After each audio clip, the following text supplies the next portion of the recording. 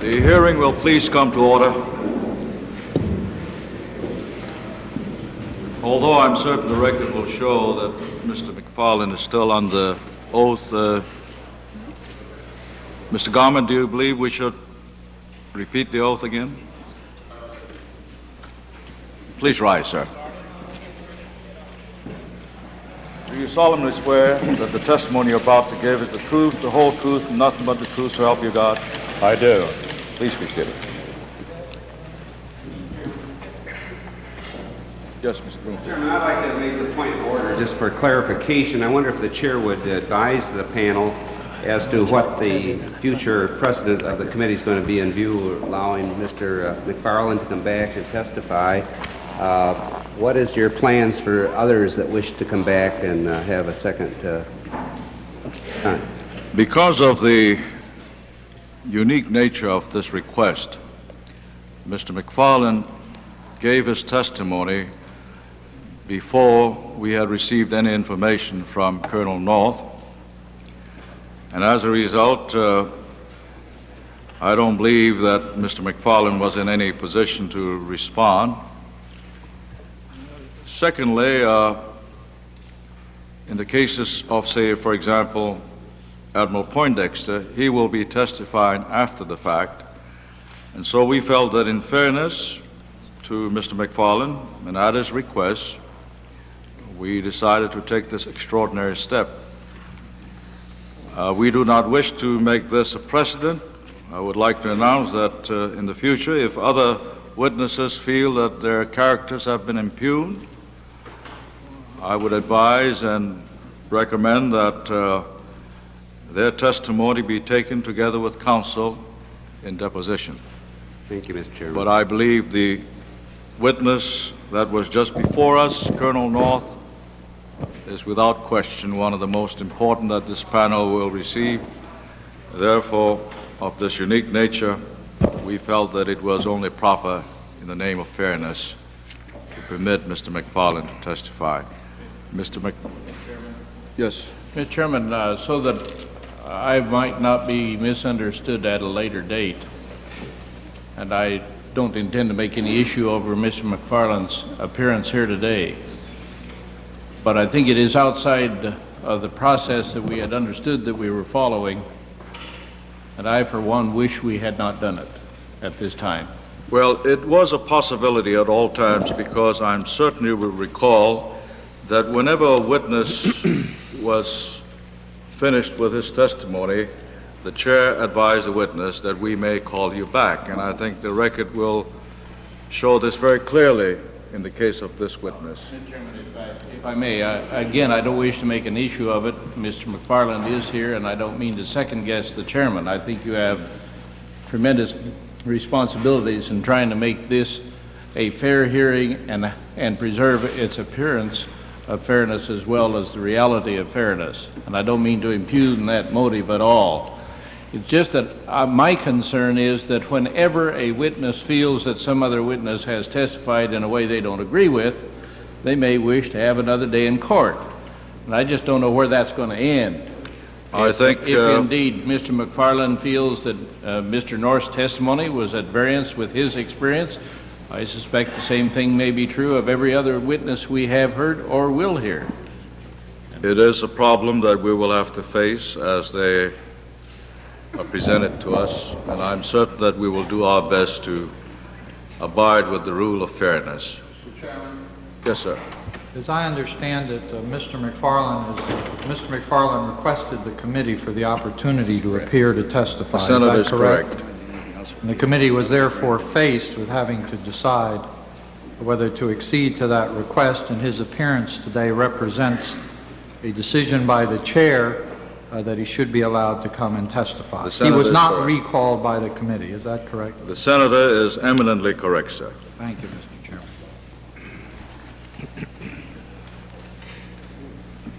And I think it should be noted that Mr. McFarlane initially appeared before us and does so again without any grant of immunity.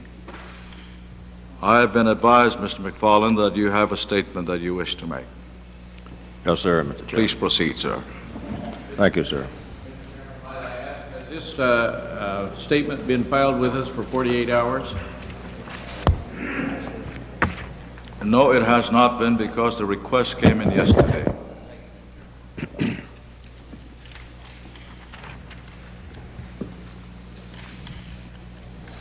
Mr. Chairman, I appreciate the opportunity to take part once more in the committee's efforts to use these hearings on the Iran-Contra matter to identify ways in which the processes used to formulate and carry out American foreign policy can be improved.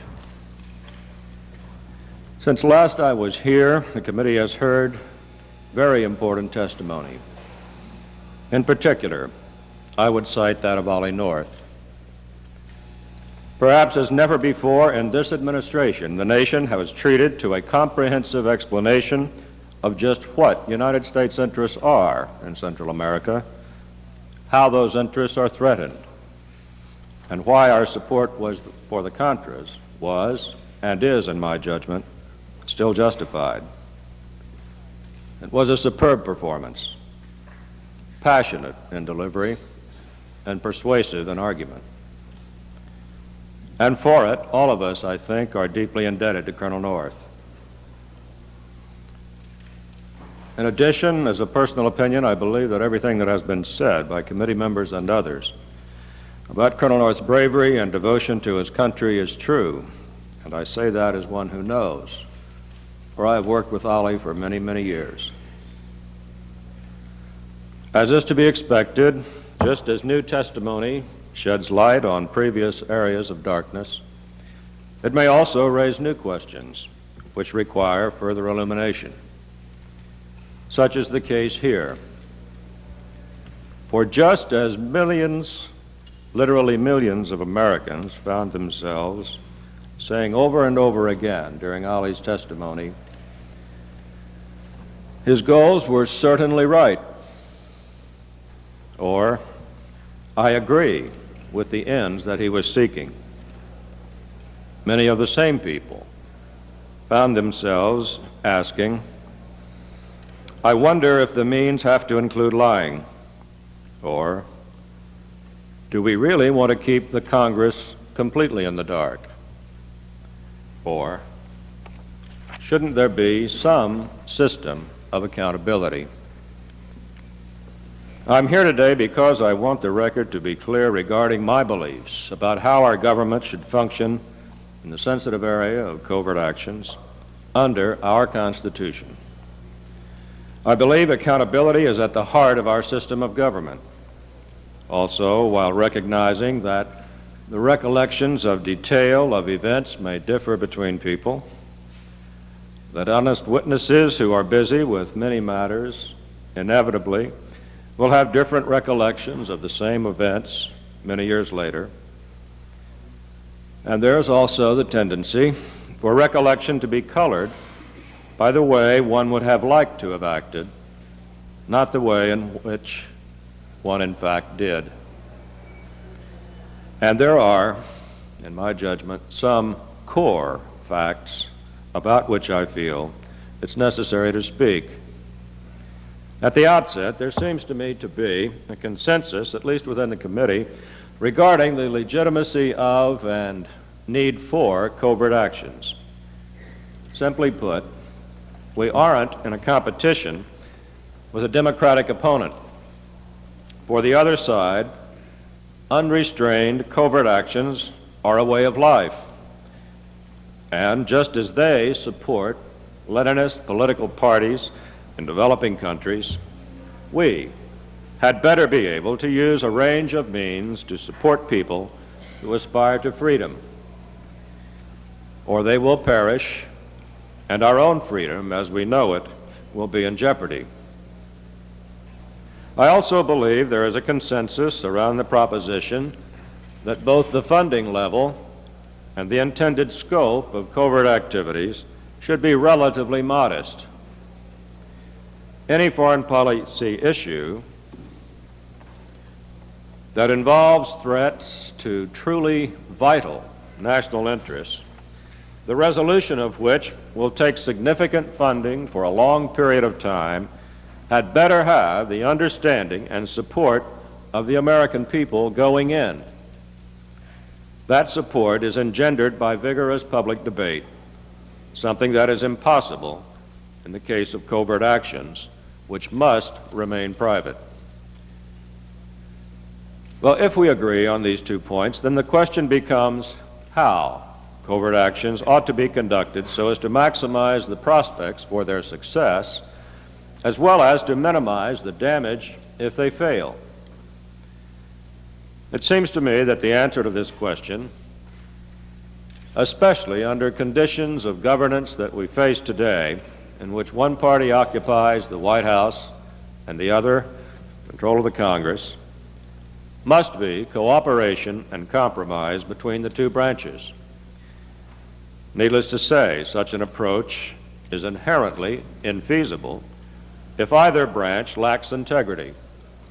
That is, if either the executive branch ignores congressional restriction or fails to give the Congress full and complete information, or alternatively, if the Congress cannot protect the secrecy of information it is given, or through frequent changes of law demonstrates irresolution, as it certainly has here. Coming to cases, the issue before you concerns what went wrong when the Congress and the President disagreed over U.S. support for the Contras. First, if preventing the consolidation of an alien regime in Nicaragua was so important, the President should not have pinned his hopes in 1981 on a covert action for the reasons that I've discussed in earlier testimony. Second, once he did so, however, the Congress, in my judgment, worsened matters considerably by requiring the United States to break faith with these people before the policy had been given a fair chance to be tested. Third, notwithstanding the congressional vacillation, once the Congress spoke, the administration should have listened, even though to do so would have surely involved a tragic loss of life among those in Nicaragua who had become publicly and fatally identified by the Sandinistas. Alternatively, the administration could have chosen, as it apparently did, to disregard the Congress and pursue support for the Contras, relying entirely on private support. In my judgment, doing so was wrong for 3 reasons. First, there was very little prospect that this course would have been sustained by private funding at anywhere near the levels that could be poured in by the Soviet Union from the other side.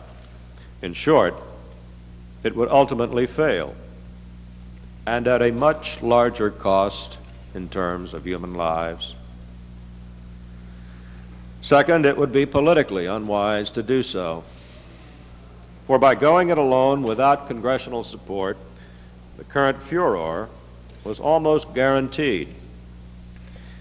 And when it came, the President would be, as he is today, without allies to share in the defeat. Third, however, and most important in my judgment, to have chosen to establish a legal precedent concerning the President's sole responsibility to conduct foreign policy on an issue that was so poorly understood by the people of this country, and by behaving as if the President is not accountable to anyone, is simply wrong. The concept of accountability is firmly rooted in our political history for a very good reason. While in time of war, one might imagine a justifiable transgression of law by a president to avoid a catastrophe, even the limited exercise of this license has been a matter in which presidents have traditionally been very careful to enlist the support of members in Congress who would be there to share the blame if something goes wrong. The other reason for assuring accountability is also compelling. Without accountability, the temptation for a president to go beyond prudent limits to salvage a failing policy, especially if the majority in office is of the opposite party, will be virtually irresistible. And in circumstances of distress, while relying upon private parties who may not be competent or incorruptible, the margin for not just failure, but for the establishment of a climate of enduring hostility with the Congress is dangerously high. Colonel North testified that I gave him general authority to conduct covert operations involving widespread military and paramilitary activities based upon the position that the Boland Amendment did not apply to the NSC staff. He also stated that he kept me advised of all of his activities. Colonel North did report to me from time to time on a few, but certainly not all, of the activities that went beyond mere political support for the Contras. The committee has seen those memoranda, all 6 of them. One, for example, involved his request for permission to ask a private U.S. donor to provide a helicopter to the Contras. I specifically disapproved this proposal and noted that I did not believe that it was legal. On other memoranda in which Colonel North asked me to solicit funds from foreign governments, I rejected the proposals, and that is stated on the face of those documents, and you have them. On other memos, I did not respond, or the proposals were mooted by events. But implicit in all this was the premise that the Boland Amendment governed our actions. This is not to say that it isn't reasonably and properly subject to a court test, and I believe it should be. But on my own, I determined that because I had engaged, and Don Fortier had engaged, for days and weeks with members of this committee and others, chairmen and ranking members of the House Foreign Affairs Committee and Senate counterpart, and others who would vote on this measure spent literally days and nights trying to forge compromise. At the end of it, we lost. And it was very evident that the intent of the Congress was that this amendment applied to the NSC staff. So it was a political judgment on my part, without prejudice to the legal position that must ultimately be determined by the courts. And I think also that the evidence that surely I did believe that the Boland Amendment applied to the NSC staff is expressed in the fact that otherwise, why would we have worked so hard to get rid of it after it was passed? If we felt that we were not covered, what was I doing? What was Don doing coming up here day after day trying to get rid of it? Colonel North testified that he and Director Casey had agreed upon a full-service operation to support the Contras using non-appropriated funds. I never heard of any such full-service operation from either Director Casey or Colonel North, and I certainly never concurred in one. But more importantly, I do not want the record to reflect that I subscribe to the notion that the executive branch can or should establish a self-sustaining private enterprise to carry out activities outside the oversight of the Congress. Colonel North has testified that he did not recall that I had directed him not to solicit funds to support the Contras. I did instruct him not to solicit funds, and according to his own testimony, and apparently other evidence, in fact, he did not do so. Colonel North also assured me that he was not soliciting funds when, as I have testified, I questioned him on this subject before signing the letter that he drafted for me to send to Congressman Barnes and to Chairman Hamilton later. Colonel North also testified that at a time before Congressman Barnes came to my office in October of 1985, when I drew Colonel North's attention to certain of his memoranda to me that raised doubts about his compliance with the law, I then instructed him, in Colonel North's words, to, quote, fix them, close quote. This is incorrect. In fact, Ollie proposed revision of certain of the documents, but only to conform them to his actual intent, which he said that I had misunderstood. He gave me an order to obtain my go-ahead for the project, 2 revised pages which were grossly at variance with the original text. So I did not approve them, I did not return them, and I ultimately discarded them. The effort, so far as I was concerned, was ended. Prior to my testimony, during questioning by the committee staff, I learned for the first time that within days before Colonel North left the White House in November 1986, he withdrew these documents and altered them. This was done without my knowledge or concurrence. Colonel North testified that I directed the White House chronologies be altered to say that everyone in the United States government believed in November 1985 that, quote, oil drilling parts, close quote, were being shipped by the government of Israel. This is not true.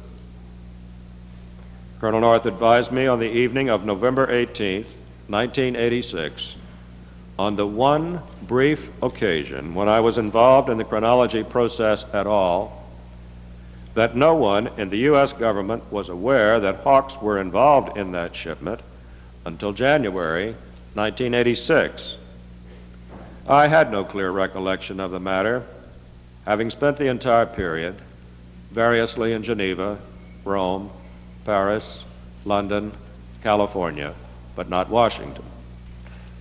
Accordingly, my addition to the chronology on this subject, which is contained in a November 18, 1986 prof note to Admiral Poindexter, that's Exhibit 56 to my testimony, states only what I knew to be accurate. It states that, in addition to the shipment of TOW missiles in the summer of 1985, quote, other transfers of equipment, close quote, were made in the fall. It is a subsequent version written after I left town the next day, specifically the November 20th version that discusses, quote, oil drilling parts, apparently language similar to Director Casey's prepared testimony, with which I had nothing to do whatsoever.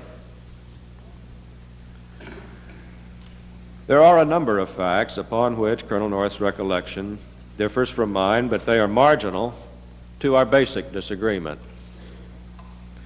That disagreement involves a clear implication from his testimony that I authorized an operation involving pervasive disregard of statutory restraints, that I permitted, with knowledge, the creation of a separate, clandestine, and far-reaching network of private operations that involved private profits, and which was to be concealed even from other members of the executive branch, officials who were entitled to know the details of an authorized covert operation. It is true that the conduct of a covert operation, consistent with the narrow and changing restrictions of the various Boland amendments, required determinations of authority that were difficult and debatable, and in the long run could have been dangerous. But this is a far cry from saying that I or other members of the administration authorized what was clearly beyond anyone's power to authorize, specifically the so-called full-service offshore operation of Messrs. Secord, Hakim, and Gorbani Farr. This is untrue because it is unthinkable. It violates every tenet of my political beliefs, everything that I have sought throughout my career to sustain and advance. These are my beliefs in the rule of law and the doctrine of accountability.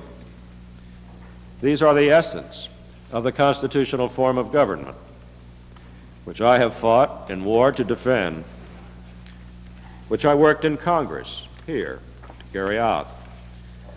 and were part of my deepest beliefs when I served in the executive branch as counselor to the Secretary of State and as the President's National Security Advisor. Finally, I would like to say something about all the talk going around about who was to be the fall guy that took place during Ollie's testimony. No such plan existed to my knowledge. I know I wasn't party to any such planning before I left government at the end of 1985. But I don't doubt for a minute that Ollie would have offered to step forward to protect me or his commander-in-chief or both. It would be as much in character for him to do this as it would have been for him to throw himself upon a grenade to protect his comrades, colleagues in battle. But surely we can agree on one thing. Ollie North should not be the fall guy or scapegoat or sacrificial lamb for anyone. Ollie acted at all times without regard to personal gain and was motivated by devotion to the people that he loves, the freedom fighters in Nicaragua. Mutual recriminations about it are out of place. Surely we can make distinctions between profiteers and patriots like Ollie North. The time is at hand to stop assessing the damages and counting the wounded and to begin the job of repair. We simply have to live and work within the lessons of this experience, learned in some measure by everyone, or we risk the worst and most lasting injury of all, the anger and bitterness of an atmosphere of unresolved and unending constitutional confrontation. This is the last, but the most urgent matter that I would like to discuss today. Thank you, Mr. Chairman. Thank you very much.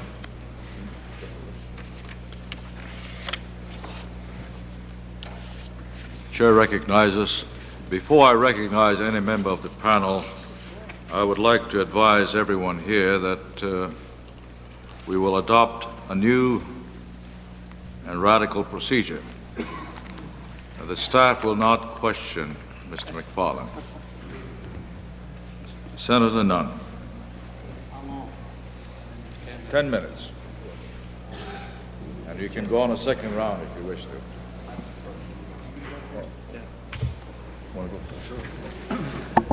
The Vice Chairman, Rudman. Mr. Chairman, Mr. McFarlane, there are elements of that brief statement that are very, very compelling and in some ways very disturbing, because I think that what we have here is a situation in which Oliver North, in terms of having derived authority, there is very little that anyone here heard that would deny that he did.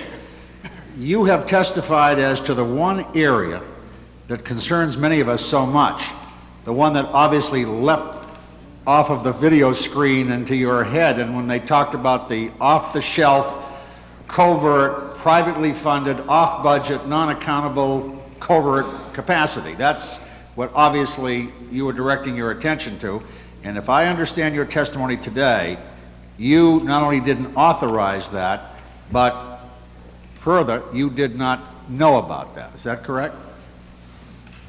That's correct, Senator Rudman. I think perhaps I stressed that too much. My intention really was not to be so concerned about that, but rather two other points, and that was the authority which Colonel North had assumed for these actions, not the full service organization, but separately, whence cometh the directions for the cover-up.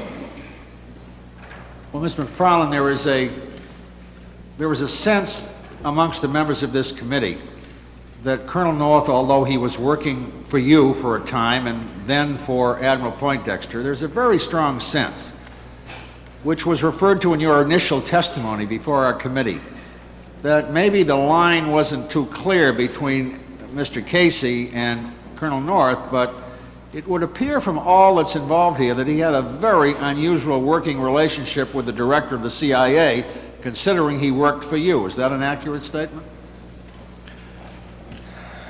It's really speculation on my part. I really don't know what the relationship was. Well, it would appear that he got authority from Mr. Casey to do things if he didn't get it from you, according to his testimony. Senator Rudman, I understand what you say. I just have no personal basis for confirming or denying it. I don't know whether that is so or not. Well, let me just ask a couple other quick questions. It is your testimony today that this broad-ranging resupply effort, which Colonel North testified he discussed in great detail with Mr. Casey, and also said that you were informed of, that in terms of being generally informed, you were, but in terms of being specifically informed, you weren't. I want to understand your testimony. I wasn't sure I followed it. Well, I think a separate point that hasn't been made at all is this, and that is that the Contra movement had been in operation in the field and under the advice of the CIA from 1981 through 82 and through 83 and much of 84 before the Second Boland Amendment was enacted. Now, one has to assume that during those more than 3 years of training by the CIA that they learned something, notably how to buy weapons and train people, conduct tactics, and so forth. Now, I say that because I think, frankly, that it may have been too much of a crutch for me and for others to assume that once Boland was enacted, that the Contras were, on their own, capable of continuing to buy arms, train, so forth. But to answer your question, to say that I was generally aware that the Contras were being resupplied, of course I was, and that the conduct of the battle was going on and so forth, certainly. Whether or not Colonel North was involved to the extent that seems now evident is another matter. That's my question. Well, I guess what you're saying is you were not, after hearing his testimony, what you're testifying here to is that you were not aware of the extent of his involvement. That's correct. And it came as a surprise to Colonel North. The Tower Commission, of course, indicated that the President said he was not aware of the involvement of his NSC staff in the resupply effort to the Contras. To the best of your knowledge, is that correct?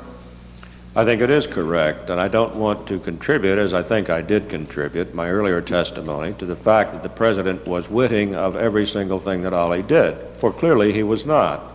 I briefed the President on what I thought Ollie was doing, and I don't want to lift the blame from my own shoulders. I did tell Ollie, I want the movement to become more credible in the sense of political leadership. And I had no illusions whatsoever that Ollie was down there doing everything he could imagine to help the Contras. But my judgment, and it is my judgment, and error if it is, was that no one single human being could undertake the sufficient scale of activity to be in conflict with the law, which I saw to be, for mostly, a prohibition on raising money. And in no sense was I aware of those activities. One last question, Mr. McFarlane. A very interesting note that you wrote on the 15th of November, 1986, to Admiral Poindexter. It started out with a reference, a personal reference, that you were heading to Chicago for a family event. And it is an analysis of what's happening with the whole Iran initiative coming apart. You referred to it tangentially in your earlier testimony, I believe, but I'd like to have your comment today. I'll read it to you. It says, a final comment, and this is to John Poindexter. I lived through Watergate, John. Well-meaning people who were in on the early planning of the communication strategy didn't intend to lie, but ultimately came around to it. I don't know how, and it says Reagan will tend. I'm not sure whether it's a typo or not, but it says it's R-E-G-A-N. I don't know how Reagan will tend. He might choose two courses, either to push it off on someone outside the White House, which is fine with me, or he might go ahead with a sell it on its merits strategy. If the latter is the course followed, it must not be confrontational, but open and candid. And I assume that's Don Regan you're referring to in that. Or is it Ronald Reagan? It says R-E-G-A-N. Oh, it is Mr. Regan, but I don't want to impugn him. My No, point I was... just wanted to know what that meant. Yes. Well, the point was to say that there had been 10 working days since the story had broken, and there was no evidence on the public record of the adoption of a strategy for dealing with this very serious matter. And that, just from experience, it seemed to me that for as long as paralysis endures, the prospects for a flawed decision increase, and that I thought they ought to get on to it, get on with it, and get the full story out. It seemed to me that, to be fair, Mr. Regan and the President chose the right course, ultimately, of trying to get the right story out and dealing with it. I did say, if they chose, on the other hand, to blame it on me on the outside, that was fine with me as well. Thank you. Let me just read that into the record. I believe that's exhibit number 53 of your exhibits. That should be in the record because I think you've clarified your earlier testimony, which is important. And finally, Mr. McFarlane, I just get the impression, listening to you here today, reinforcing a view I've already had, which Colonel North confirmed to a large extent, that although the line of command was rather direct from Colonel North to first you and then Mr. Fortier and then you and then eventually Admiral Poindexter, we'll never probably really know, we will never know Mr. Casey's side, but it just seems to me that there was an unusual relationship between the Director of Central Intelligence and this Colonel, who I would think would have every reason to feel he could act with authority from the Director of Central Intelligence. Colonel North says that he had informed you or Admiral Poindexter on each and every one of these initiatives, and I think the difference in testimony is that maybe the briefing wasn't as much detail, at least in your recollection, as Colonel North has stated here today and yesterday. Yes, sir. Thank you, Mr. McFarlane. Appreciate your testimony. A vote is now in progress in the House of Representatives, and that explains the absence of House members. Senator Nunn? Thank you, Mr. Chairman. Mr. McFarlane, we heard testimony over the last 2 or 3 days from Colonel North, and we came back to it this morning and went through it in some detail about a transition, as I view it, that took place in January, late December, January 1986, December 85, January of 1986. Colonel North had described the January finding from the President, which the President had signed, as setting up 2 or 3 goals, including them trying to form a new strategic relationship with Iran, also getting the hostages back. He also testified that he had, not using his words, but my paraphrasing, diminished confidence in those goals when he met with Mr. Neer and Mr. Gobonifar. I believe the meeting took place here in Washington. He further testified that he expressed that concern, and then he was taken or invited to join Mr. Gobonifar in the bathroom, and at that stage, new incentives were offered. One incentive he revealed this morning was $1 million payment to him. Now, you were not his superior during this time frame, were you?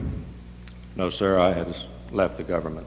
Had you ever heard about that $1 million offer to Colonel North? Anyone tell you about that? No, sir, I have never heard of it before. All right, the second incentive, which seemed to have quite an impact in his own words, again paraphrasing Colonel North, was the Gobonifar statement that the residual could be used, produced by the Iranian arms sale, could be used for support of the freedom fighters, which he knew that Colonel North was involved in. Did you know about that since you were staying in touch during this time frame? No, sir. As I've testified, I first heard about the notion of diverting funds to the Contras on the trip in May of 1986 to Tehran. Now, you've been the National Security Advisor. Colonel North went on to state in his testimony that he came back and he told Admiral Poindexter, either orally or in writing or both, he wasn't sure of which, that this new incentive was, again paraphrasing, a major consideration. Would you not, based on your experience, think that since the operation officer had expressed diminished confidence in the original finding, the goals set forth by the President of the United States, and that he'd had an offer for a new type incentive, that is, money residual for the Contras, would you not think that the operation officer, having made that report to the National Security Advisor, that that information would be of the nature that would go to the President of the United States?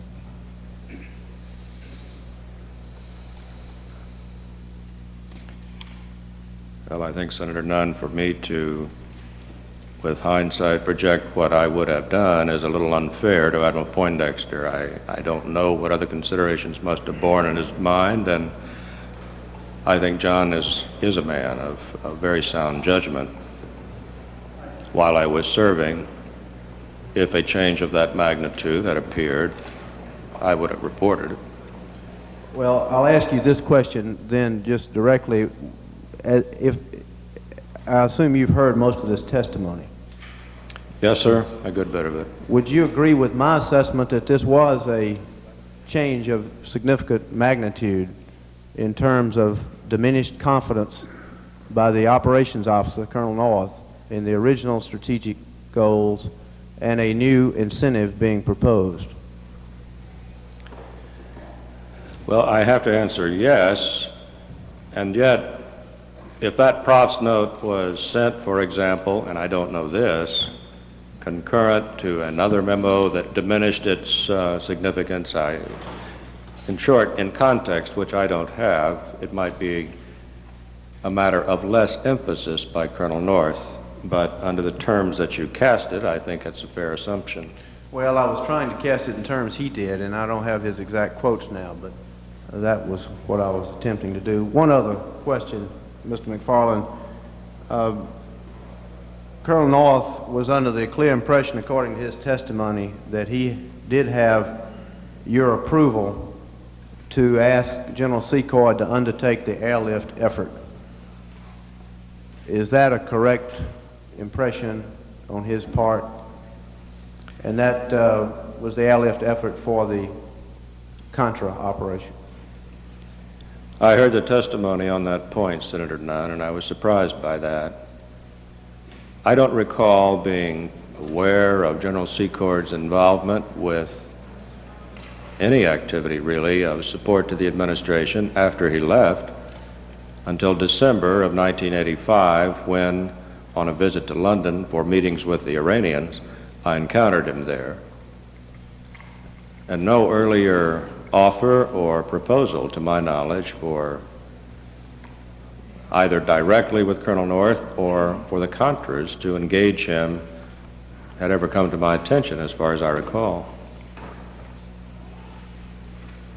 Again, let me ask you something you've already testified to, but since it came up in this recent testimony. Did you authorize, or did you know that Colonel North was asking Ambassador Tams to open a southern front? When I heard that testimony, I did recall that Colonel North discussed with me whether or not it would be worthwhile for a southern front to be opened by the Contras. Well, it's manifestly in the interest of the Contras, if they can do it and bring it off, to do that. So there wasn't a serious matter of argument on that score. With regard to having Ambassador Tams involved with it, to tell you the truth, I'm not sure what that would be. Surely Ambassador Tams was not to be the man in the field that somehow organized the effort and supported it. But my recollection is that the limit of the exchange was on whether or not the Contras opening a southern front was a good idea. And I said, if they can do it, that's fine. Well, that could have implied, could it not, to Colonel North that he had the authority in that case. It seems to me that based on what you've said, he would be entitled to assume that he had authority when you said that what he had proposed was a good idea? Well, to say that it is useful for a Southern Front to be opened is, seems to me a long leap. But I think certainly I'm not perfect and I can be misunderstood. And I'm only saying that with regard to directing Ambassador Tams to become involved in anything, I just don't believe that occurred. One other question that you previously testified to that came up this morning, the Channel Group. Did you know, again, that Colonel North was associated with the Channel Group in the overall Contra effort? I won't call it solicitation because we've been through that one at length, but whatever it was, did you know that he was involved with the Channel Group? No, sir, I didn't. The existence of the Channel Group came to my attention when, I suppose everyone else's, here a few months ago. I had heard earlier that some group was promoting ads on television for SDI and for the Contra movement, but in the sense of raising money for direct linkage to the Contras, no, I was never aware of that. One final question, Mr. Chairman. Testimony from Colonel North this morning indicated that you did authorize, as I recall, a July flight by Colonel North to meet with Calero, Bermudez, and Secord concerning the airlift. Do you recall having authorized or having known about that? July 1985, and that was to Florida. I heard that today, I believe, and I'm not familiar with it. I don't recall that my permission or authority was asked. It is true that I was conscious that Colonel North did travel periodically to Miami for meetings with the Contras. In fact, I think that's probably where the San Jose Declaration was written, and that's good. Whether or not one of those, cast as a meeting for political topics, occurred in July of '85, I don't know, but a request to me for authorization to go down and to organize the Contras on resupply efforts, I do not recall whatsoever. Well, I suppose there's a difference here between knowing about and authorizing and nuances in words, but of these activities that you did not know about, were there any of them that you would not have considered authorized? Well, I think basically, Senator Nunn, that the only activities that I would have considered matters at least that I would have approved of were the kinds of things that Colonel North could offer to the Contras on occasions when he visited them in the field that didn't involve strategy or even tactics, but what he naturally, inevitably, as a military expert, and he is, would have given just because that's would have been almost impossible not to. Furthermore, that he was authorized and directed, in fact, to try to fashion some kind of civilian membership in the leadership, and also to try to come up with a scheme that would be appealing to the Congress and perhaps even to the Sandinistas for a compromise. I guess what I'm really asking is, if any of these things were unauthorized, could you tell us whether they were unauthorized and which ones they were? Well, I think the easiest way to categorize it is this. The Contras had to continue in some fashion to buy beans, bullets, Band-Aids, and the hardware of war. Now, the line is crossed when, instead of their doing that, Colonel North does that. Now, frankly, I would not even have objected strenuously if he told them where he thought they could get the best price and let them go and do it. But it was my assumption that that was the nature of the relationship, going beyond that, to serve as liaison for them in the chartering of aircraft, the hiring of third parties to sell arms, things like that, went over the line from advice to an operational role, and that was not authorized. Thank you, Chair. Thank you, Mr. McFarlane. Mr. Rodino.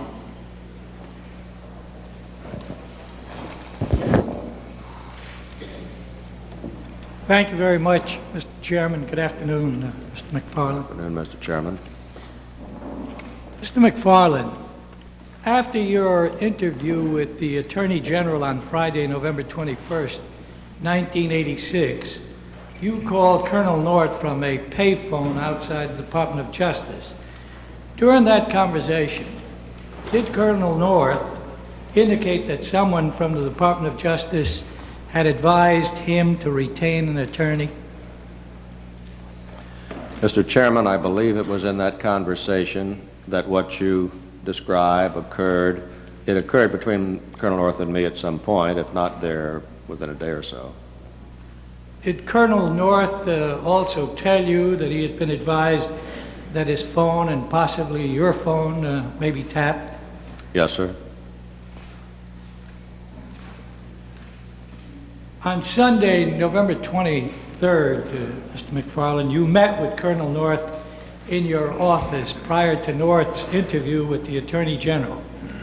Did Colonel North tell you at that time that the only potential problem that he saw was a memo he had written regarding the diversion of Iranian arms sales profits to the Contras? Yes, sir. Let me ask you whether or not you know how Colonel North would have known that the memo had been found by the Department of Justice. I don't believe that he said that he did know that, and my assumption was that he did not know. I did not know. The way he stated it at the time, he said, having gone through all of this in my mind, the only thing that I can think of that might be a problem is the channeling of money from the Iran account to the Contras. And I said, well, that was approved, wasn't it, Ollie? And he said, yes, it was. You know, I wouldn't do anything that wasn't approved. But it is a matter of record in a memo that I, North, think I wrote in February or March of '86. And that's all he said. He didn't say that there was a possibility that that memo had been found by someone at the Department of Justice? No, sir. If he knew that, he didn't say so. Mr. McFarlane, you testified before that the Attorney General was briefed by Colonel North regarding the use of DEA agents to locate and extricate the hostages held in Lebanon. You also found that this plan included the use of large sums of private money to bribe foreign officials and others to gain information and ultimately the release of the hostages. What I'd like to know is, was the Attorney General aware of this plan?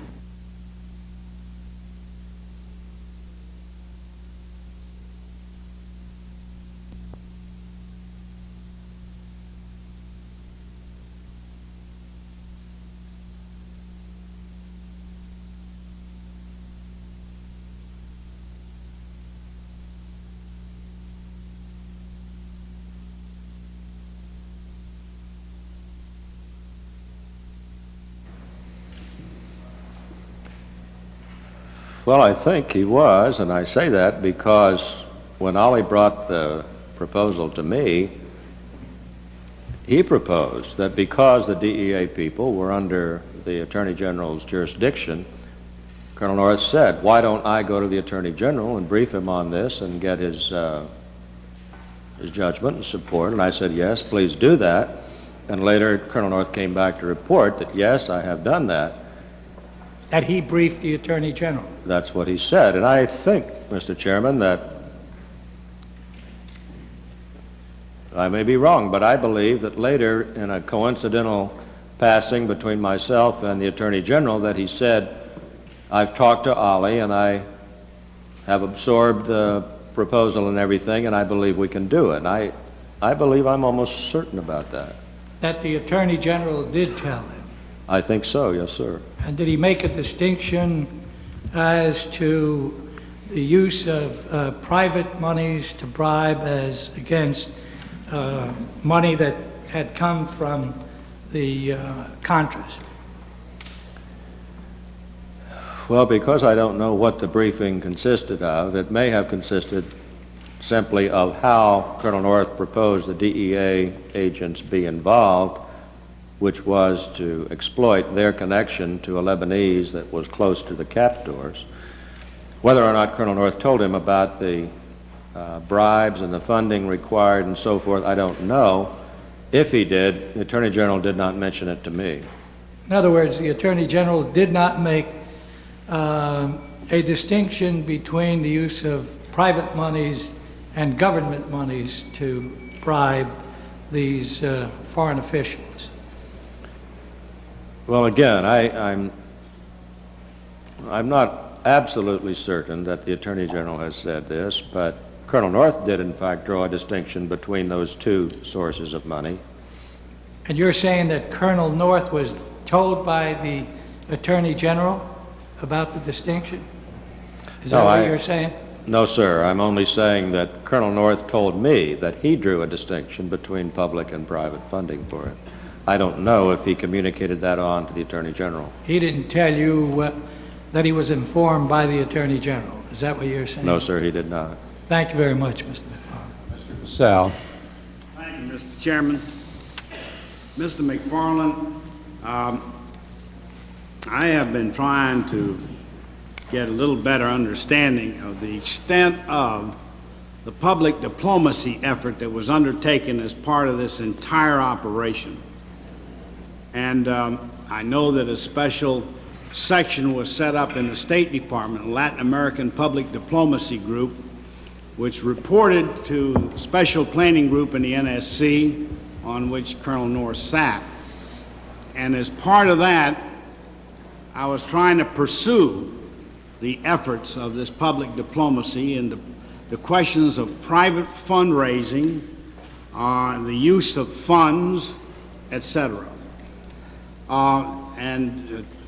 Because to me, from what I have seen so far in the documents and whatnot that have been made available to the committee and some of Colonel North's testimony, it appears to be a lot more extensive than we've ever heard too much about. And so I want to focus on that. For example, in 1985 and 1986, the Latin American Public Diplomacy Group, which reported to the NSC, which took its orders from the RIG, as I understand it, and not the full National Security Council, decided to issue 3 contracts. $400,000 of government money went to Frank Gomez and Rich Miller, operating as IBC, a private organization. And they used that money to carry out certain activities for the State Department, as I gathered, a basis of a database for this whole public diplomacy operation. But then it gets fuzzy, because some way, somehow, private funds that were raised got into IBC. The funds became fungible. There's no way to know whether it's government money or private money. And then we have direction to IBC to put the money into another account for somebody else, which was their offshore account, and then the money goes from there to Lake Resources and some other activities having to do with the Contras. Now that's just part of the public diplomacy thing. And the other part had to do with lobbying Congress and commercial television, polling data that was made available on targeted members of Congress, all in an effort to try to get a successful vote. Now that's the background as I understand it. And I want to ask you some questions about that, because I wasn't quite clear from Colonel North's testimony whether he was directly connected, indirectly connected, or otherwise. But I'm going to ask one of our staff people to bring down to you a document that I want you to take a look at, because it is North Document 217, Mr. McFarlane. And the reason I'm asking you to do this is because it's a memorandum from Oliver L. North for Robert C. McFarlane. I'm not trying to do anything at this point, I assure you, not impugn Oliver North or get you in a box or anything else. I'm just trying to find out basically what happened, because when you look at this document, the amount of work that went into the chronology event checklist prepared by Ollie North, it tasks almost every department of the U.S. government, state, NSC, and others, the vice president, a whole list. The list is unbelievable of the events that were put together, sent to you by Ollie North according to this memorandum, and the subject was the timing and the Nicaraguan resistance vote.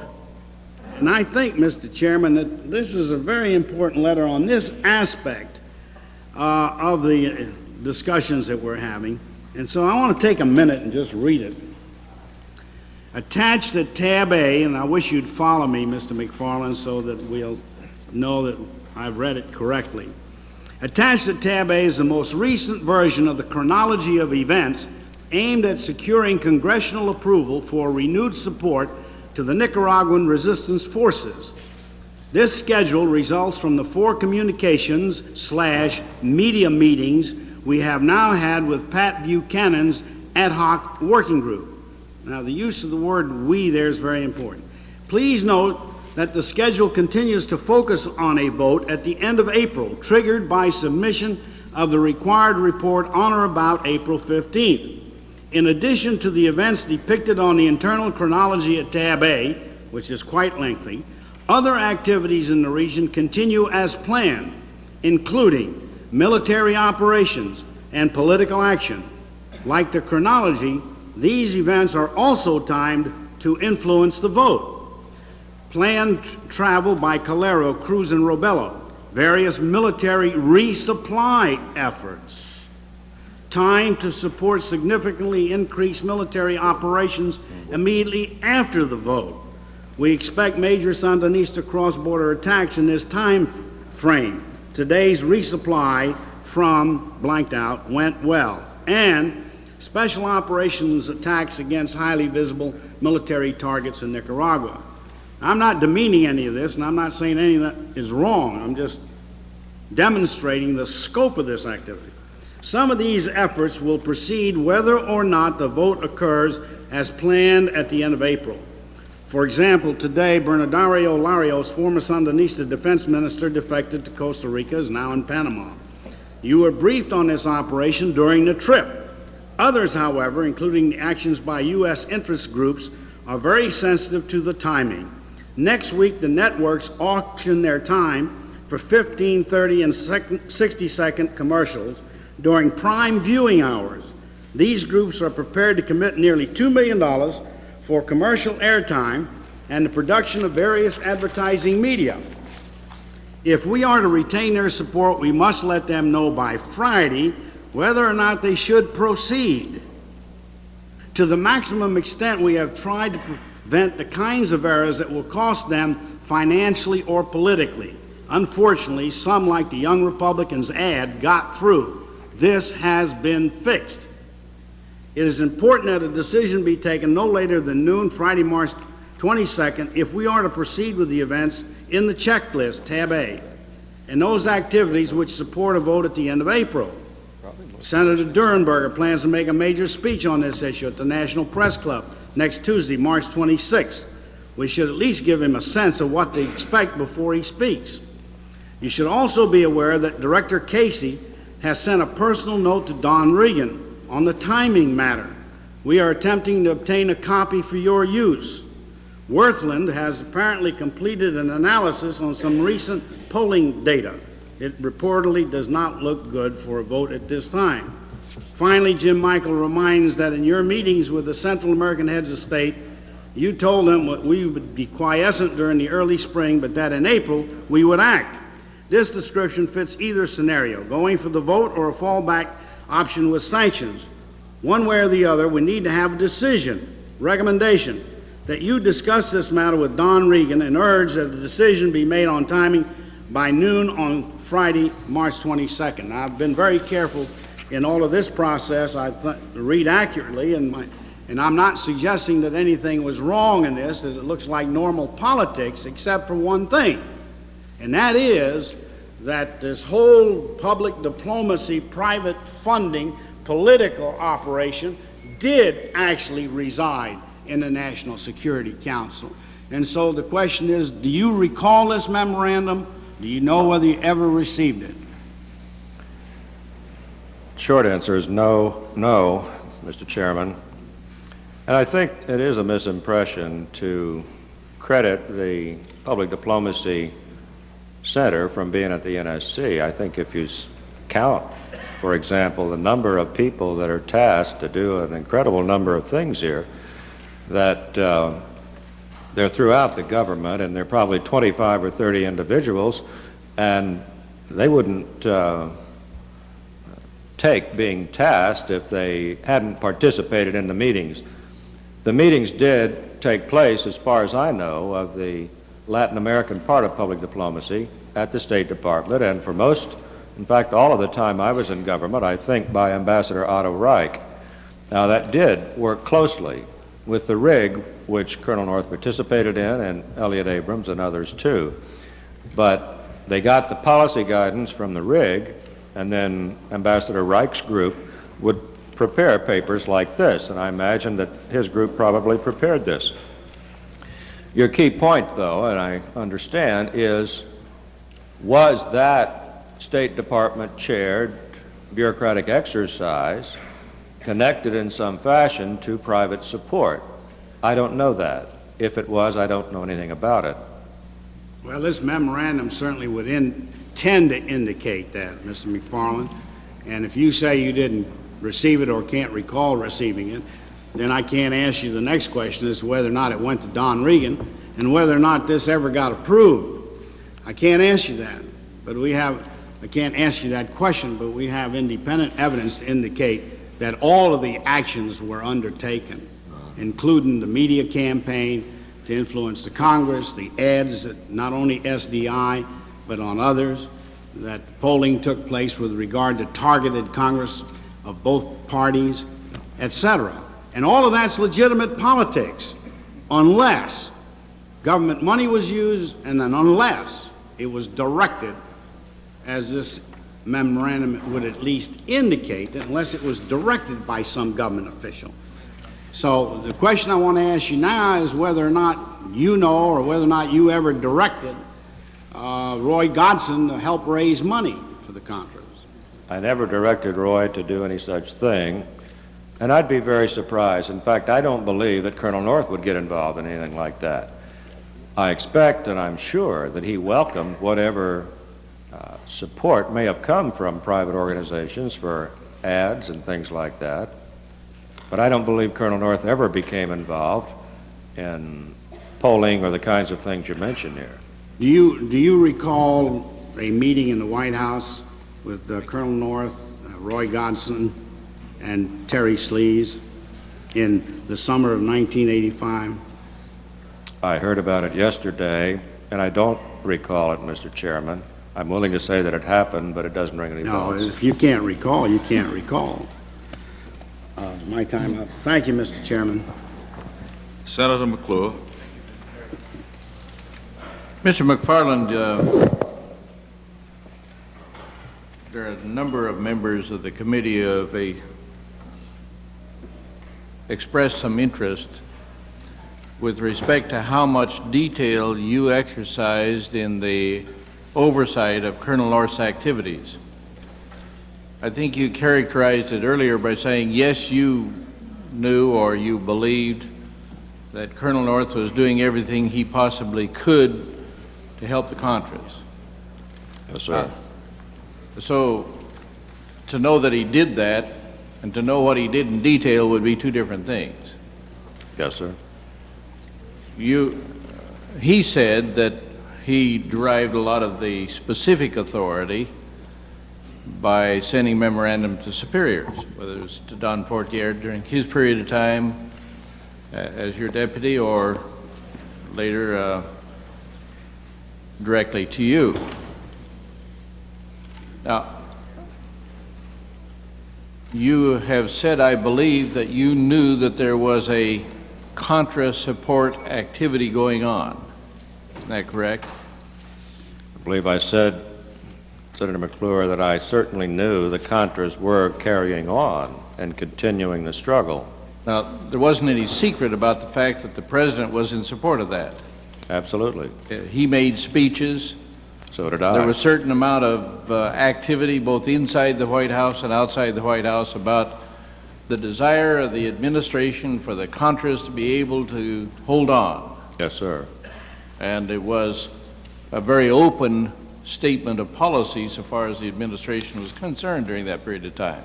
Yes, it was. And there was no secret that the president was trying to do what he could to get Congress to vote again to reinstate aid.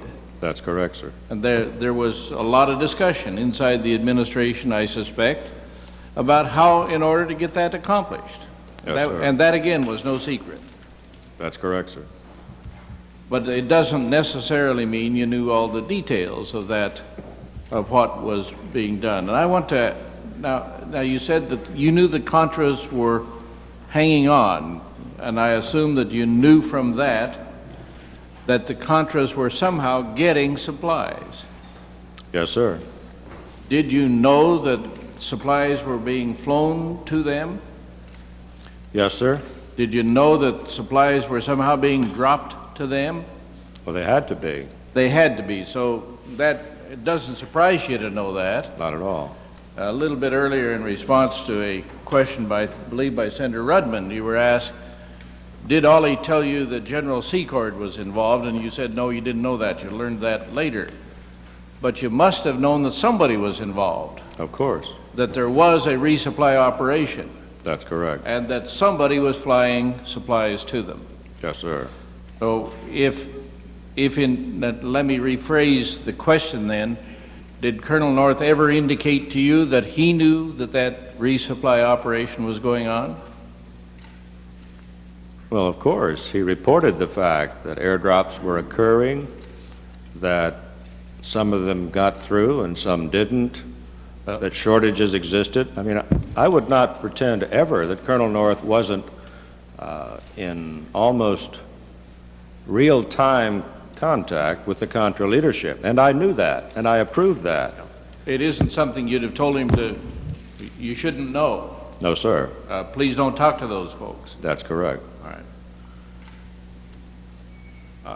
I want to turn to one other thing because I'm not quite certain of the chronology or the timing of these events. The question was asked, you made a comment, and you obviously, one of the reasons you wanted to appear and testify today was to make certain that nobody believed you had anything to do with the idea of a privately funded, self-sustaining, extra-governmental covert capability.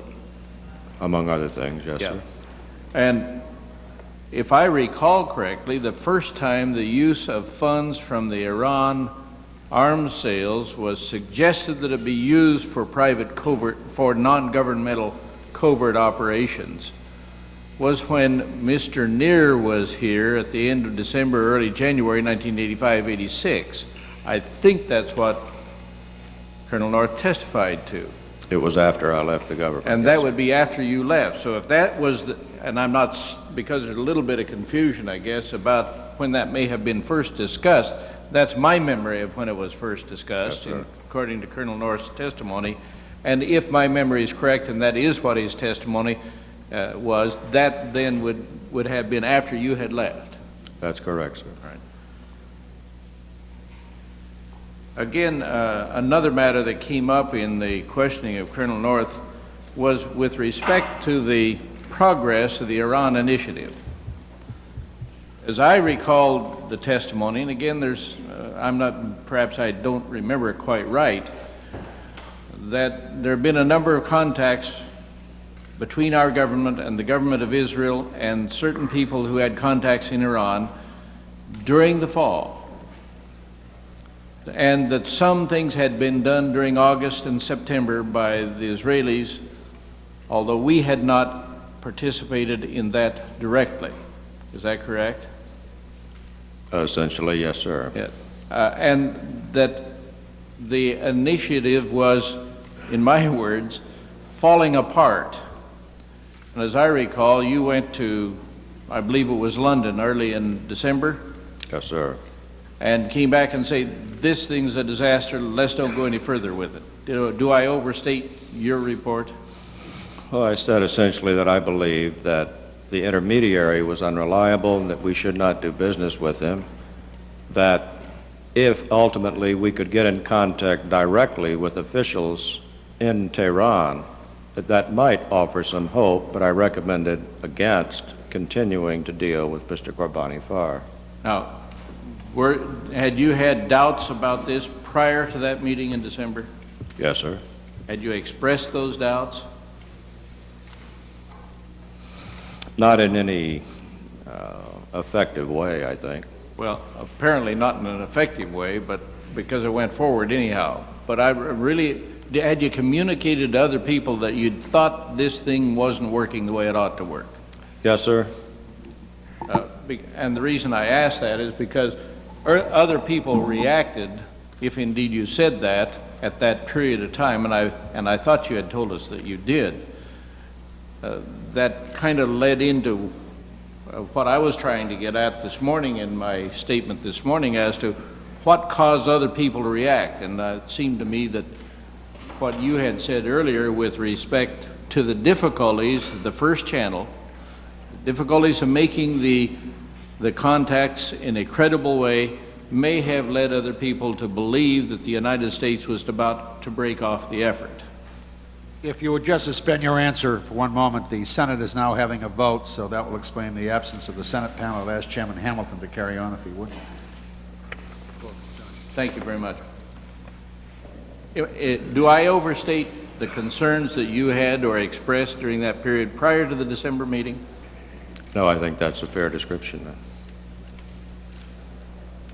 Now, finally, one thing that perhaps we ought to get on the record is I assume that Colonel North had asked general approval from you with respect to his activities in making speeches to various groups about the Contra effort. Is that correct? Yes, sir, it is. Was there a practice on your part of demanding or he receiving a specific authorization for a specific speech? No, sir. So as a rather larger or more general authorization and a more large understanding on your part of a course of activity, not a speech-by-speech approval. That is correct, yes, sir. Thank you very much. Thank you, Mr. Chairman. Mr. Broomfield. Thank you, Mr. Chairman. Mr. McFarlane, I appreciate your desire to return to the panel for further questioning of some of the unresolved issues. I have a series of questions I'd like to ask you. When planning was done for the various direct and indirect arms transfers with Iran, what was the plan for handling the funds paid by the Iranians who received the arms, and what was your expectation at the time of how the anticipated funds would be handled? Well, Mr. Broomfield, during the time that I was in the government, at no time did any U.S.-owned item go anywhere. As a consequence, nor had anybody, to my knowledge, submitted a request for purchasing new items, although I expected they would very soon. That's a long way of saying that the expectation was that there would be a sale by Israel based upon their costing of what it required for them to come to the United States and purchase an equivalent replacement item, and that we would sell the items from defense stocks at cost in a normal kind of FMS pricing system. But I cannot say that it was ever became an issue because we received no request while I was there. Did you or any officer or employee of the United States government receive instructions from the President or anyone purporting to act in his behalf not to inform Congress or congressional committees of the secret Iran initiative or related activities? It seems to me that at the July and August meetings in 1985 with the President and his cabinet officers, that Mr. Casey expressed the view that Congress should not be advised, and the President agreed with him, that I don't recall any dissent from that position at the time. When Lieutenant Colonel North told you while in Iran that funds received from the Iranian arms sales would go to support the Contras, did you ever discuss this with Admiral Poindexter or others in the administration? No, sir. Did you ever tell anyone in the administration, including Lieutenant Colonel North, that there was a big problem with the concept of diverting funds in support of the Contras? Not until November 1986, no, sir. I think after listening to Lieutenant Colonel North now for nearly 6 days, I have a couple questions that go on based on his testimony. I'd like to know in retrospect, do you think your differences of recollection on several key factors with Colonel North is a matter of intentional misstatements on the part of Colonel North or an honest difference of opinion? I don't think Colonel North would ever make a deliberate misstatement or a lie. I don't believe that. That leaves only the possibilities of differing interpretations between us, and I think that must account for these disagreements. They're certainly not ones that are malicious, I'm sure, on his part, and don't derogate from what were his motives that were entirely patriotic. If there were misunderstandings about Colonel North's orders, do you consider that your fault as a supervisor, or did Lieutenant Colonel North intentionally mislead you? Well, I believe that he is a thoroughly honest man of integrity and would not deliberately mislead me ever. I believe in earlier testimony I said that if he failed to inform me of something he was doing which he thought might be questionable, he probably did it to protect me. So I would not hold him to account even if there were voids of information. Thank you very much. Thank you, Mr. Chairman. I'm informed that there's a vote now taking place in the House as well. Mr. Foley, do you want to be recognized at this time, or would you prefer that the chair call a recess? Thank you, Mr. Chairman. If possible, I'd like to be recognized now. Mr. McFarlane, did you give Colonel North a direct instruction from the President that he should keep the Contras together, body and soul, as a viable fighting force? I did, and I explained what I believed that meant. And it was to spend his time trying to turn them into a credible political organization by incorporating acknowledged leaders within Nicaragua into the military leadership, and also working with them to come up with a platform so that they would be seen by congressmen as a political movement of real substance interested in negotiation. And he did that, and I think, if anything is missing from the past 6 days, it is to acknowledge the enormous diplomacy of Colonel North in being able to pull off what was an extremely solid platform and peace proposal. Was the instruction also to assist the Contras in military way to keep them as a viable military fighting force in the field? No, sir. Well, did you receive this instruction from the President personally? Clearly, the President wanted the Contras to survive and stated so to me many times. And I translated that expressed wish of the President to Colonel North and others on my staff. He also, the President, expressed this to the Secretary of State, Defense, Director Casey. It was no secret. So the President told you he wanted to see this result occur, and you translated that into a directive to Colonel North. Is that That's the way it correct. happened? The President didn't say, tell Colonel North that I want him to do this. No, sir. The President, when did the President make this general statement to you that you felt necessary to pass on to Colonel North? Do you remember the time frame of the... Well, sir, it must have been in the days leading to Bolin II. The President was often commenting upon his concern over the results of congressional restrictions over time, but became particularly worried about it as the time of a total cutoff of funding in October of 84 or 85, no, 84, came about, and was hopeful that they would survive until we could persuade the Congress to turn it back on. Did you ever have any discussion with the President about third country funding for the Contras? Only when I reported the results of what had been offered by Country 2. The Colonel North testified that you specifically authorized him to direct the air resupply of arms to the Contras, to coordinate the procurement of such arms, and to solicit money from funds from foreign countries in order to provide the funds necessary to purchase these arms. Did you authorize any or all of these activities? No, sir. You have no recollection of any specific directive to Colonel North to carry on the activities I've just stated? Mr. Foley, I've explained what I told Colonel North to do, and that was all that I told him to do. But I hold myself accountable for the fact that as a very, very energetic person, he would go beyond simply advising to the point of participating. And I take it from your previous answer that the President at no time told you to authorize Colonel North to conduct such activity? No, sir.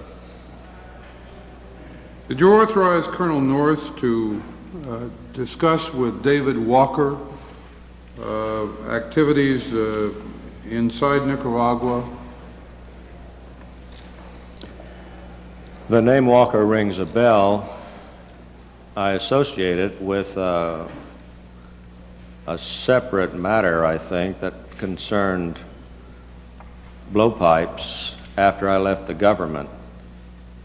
I don't know if that's what you refer to or not. Do you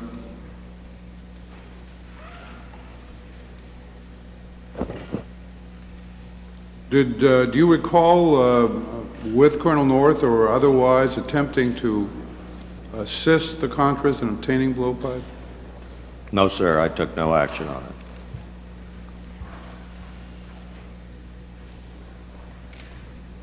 Did you ever ask the President to intercede with any person for the obtaining of blowpipes for the Contras? No, sir. Colonel North testified that you authorized him in 1985 to pass military intelligence from the Central Intelligence Agency and the Department of Defense to the Contras. Do you recall doing so? No, sir, but I do recall the change in law which made possible the passing of intelligence in 1985.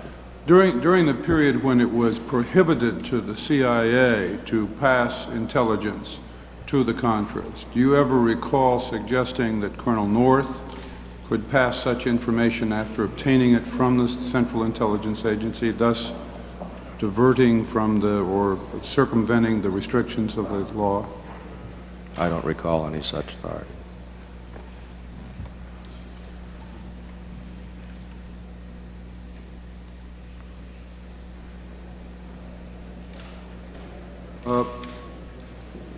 Mr. McFarlane, what is the authority of the National Security Advisor and his staff to conduct covert activities? Well, Mr. Foley, there is no express charter. The National Security Council staff is provided for in law. It is to serve at the President's pleasure and in accordance with his wishes. Isn't it true that the Central Intelligence Agency is the only agency authorized to conduct covert operations unless the President directs otherwise? I think that's fair, yes, sir. What is the authority of the National Security Council staff to engage in negotiations with foreign officials and agents sell U.S. arms, to have discussions of trading for hostages. Is there any... Well, I think dealing with foreign representatives of any kind is the responsibility of the Secretary of State and the Department, unless the President directs otherwise.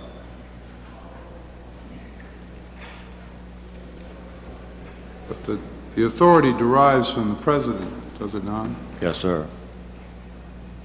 And only activities directly or otherwise authorized by the President allow the national security staff to engage in those activities. Isn't that correct? Their activities must surely be compatible with presidential directions. Yes, sir.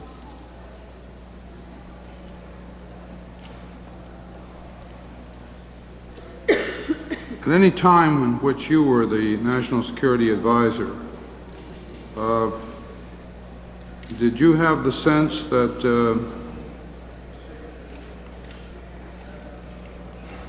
the national security staff was being used by the President or others to circumvent the usual authority of the Department of State or Department of Defense?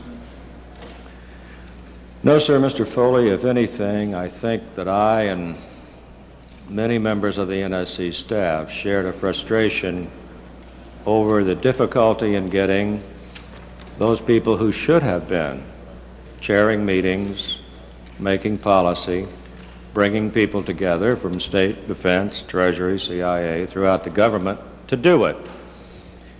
The way in which a president organizes his administration is subject to options, and it's been tried several ways. But in this administration, the president designated the Secretary of State, and for him, his assistant secretaries, as the ones who would chair the meetings designed to collect everybody in the government with an interest and forge policy, and there were 7 or 8 of them. Each region of the world had one, political military affairs had one, and so forth and so on. And it was the difficulty that was expressed by many people from defense, my own staff, CIA, and elsewhere in getting a meeting even called. Because it is true, those are not fun meetings. People disagree, and it leads to sharp conflict. But that's the nature of government. And the job is to get those disagreements written down and elevated to the president so he can decide. But it was very, very hard and frustrating in trying to get that done. Thank you, sir. Thanks. I'd like to yield to the distinguished chairman of the committee. Mr. McFarlane, I wish to advise you that by coincidence, both houses are having votes at this time. They did not walk out on you. We are required to cast our votes. They'll be coming back, sir. Sir. Thank you, Mr. Chairman. Mr. McFarlane, Colonel North repeatedly asserted before the committee over the last few days, and I'm simply quoting him now, but I mean one time, but he said it many times, "I never carried out a single act, not one, in which I did not have authority from my superiors." Now, of course, during the time you were the National Security Advisor, you were his superior. And leaving aside for the moment your deputy, who would be above him in the chain of command, Colonel North's superiors were essentially you and, in turn, the president. Would that be correct? That's correct. I take it you take issue with this statement that he never carried out a single act, not one, which did not have the authority of his superiors. I take it your testimony is that you did not authorize all of his acts. Is that correct? I do. But Senator Sarbanes, I think that in saying that I did not authorize many of his activities, that I can believe that Ollie North testified here in good faith, believing exactly what he said. The fact that his own judgment about what fell within the scope of the authorities I gave him and differs from mine doesn't mean that he's come up here and told you something that was false.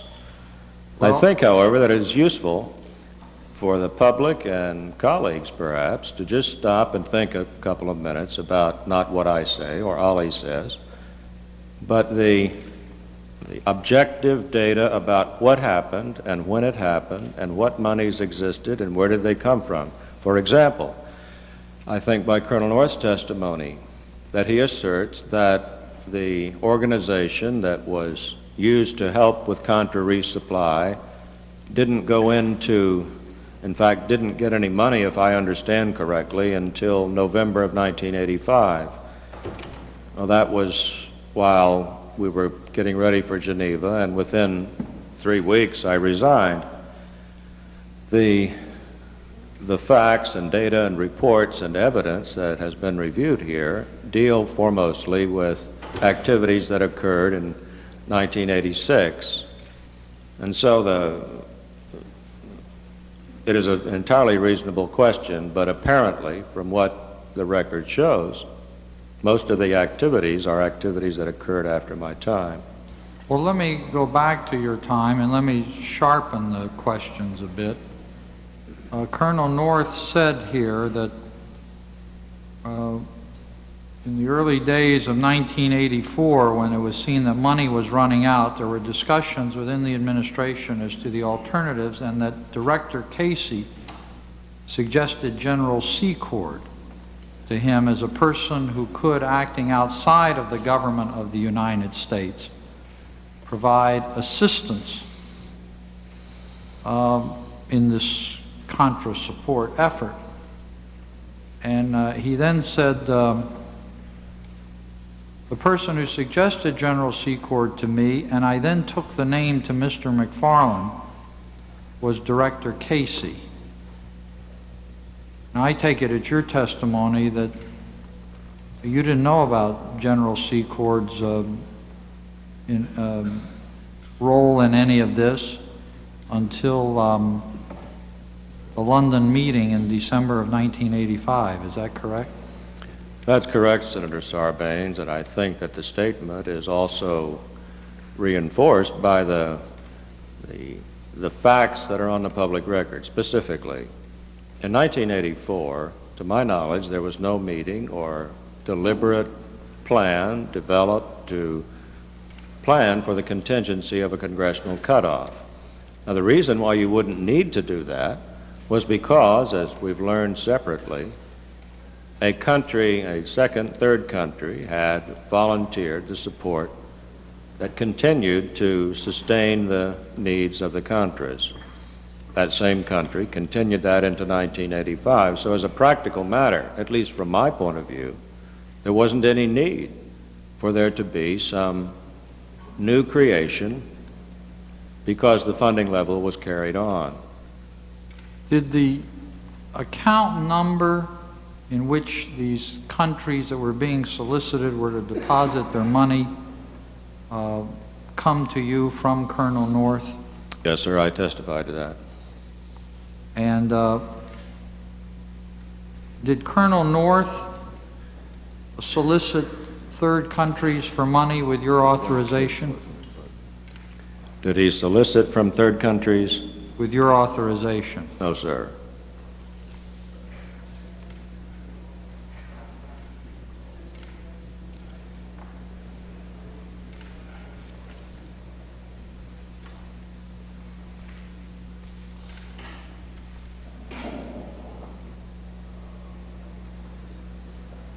Well, now, Colonel North said he was asked, Mr. McFarlane has testified that he gave you instructions not to solicit money from foreign countries or private sources. Did he give you those instructions? And then Colonel North said, this litany, I never carried out a single act, not one that did not have the authority from my superiors. And it was then pointed out, but that wasn't the question. And the question was, did McFarlane give you such instructions? And he said, no, I never heard those instructions. These were instructions from you not to solicit money from foreign countries or private sources. As I recall your testimony when you appeared before us, it was your position that you had given such instructions repeatedly and explicitly to all members of the National Security Council staff. Is that correct? It is, and I can identify with certainty an occasion where Colonel North and I talked about the several speeches which I encouraged and exactly what happened at each one of them. And he explained to me that he at no time was party to taking of money or even facilitating getting it from the potential giver to a bank account and so forth. And quite honestly, trying to put myself in his position, I could imagine when that would have been very hard to do. And I said, look, Ollie, with some fairly candid Marine Corps expletives, this is Bud, this is me, this is not some member of Congress. What's the story? Are you out raising money? And he said, I have never in any fashion breached the law concerning any activities, nor have I ever raised money. It was very emphatic. I believed it. Well, now, he's even testified here that he was authorized by you, and I'll quote him. I was authorized to have a meeting in this particular case in specific by Mr. McFarlane for the purpose of talking to the man about a suggestion that had been made to him by others and to encourage that process along, and I did so. Now, that process was seeking money from a foreign country.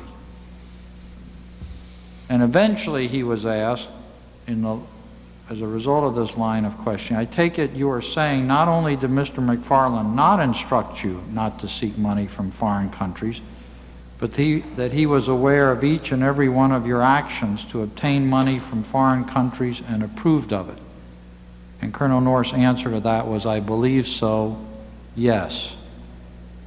Now, I take it that does not square with your recollection of what took place. Is that correct? That's correct, Senator Sarbanes. All right. Let me ask you, Mr. McFarlane, did you tell the President about the resupply operation?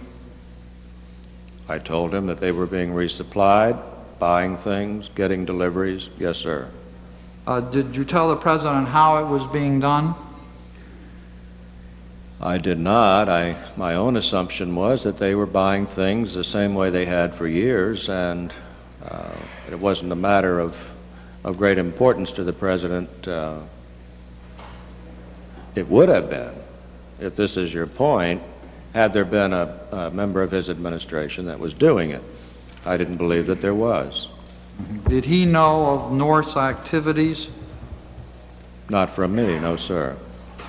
Do you know whether he knew of them through someone else, either from North directly or from Casey? I have no reason to believe that he did, no, sir. Did the President know that other countries were being solicited for money? No, sir. Of course, he knew one country was because you testified to that, as I recall. But aside from that one country, which made a very large financial contribution, did he know of the other countries that were being solicited for money? Not to my knowledge. And of course, it's useful to note that the report to the President in '84 of the volunteering by the other country to give that money was at a time when it was not foreclosed by law. Now, was the President aware that at a time when money was solicited from other countries permitted for humanitarian purposes, it was in fact used for arms? That's after I left government, sir. I don't know that. You were not involved with that. I see my time's up. I just want to put one more question to you. It was suggested in an exchange this morning with Colonel North that the defects in the delivery of the Hawk parts in November of 1985 on the part of Israel may have reflected a design to draw the United States into that supply effort. In other words, to bring us into the web. You were at Geneva and, of course, made the phone call to the foreign minister of a European country to expedite the transit when the problems occurred. Do you have any reason to suspect that this was an effort to involve the United States in that regard?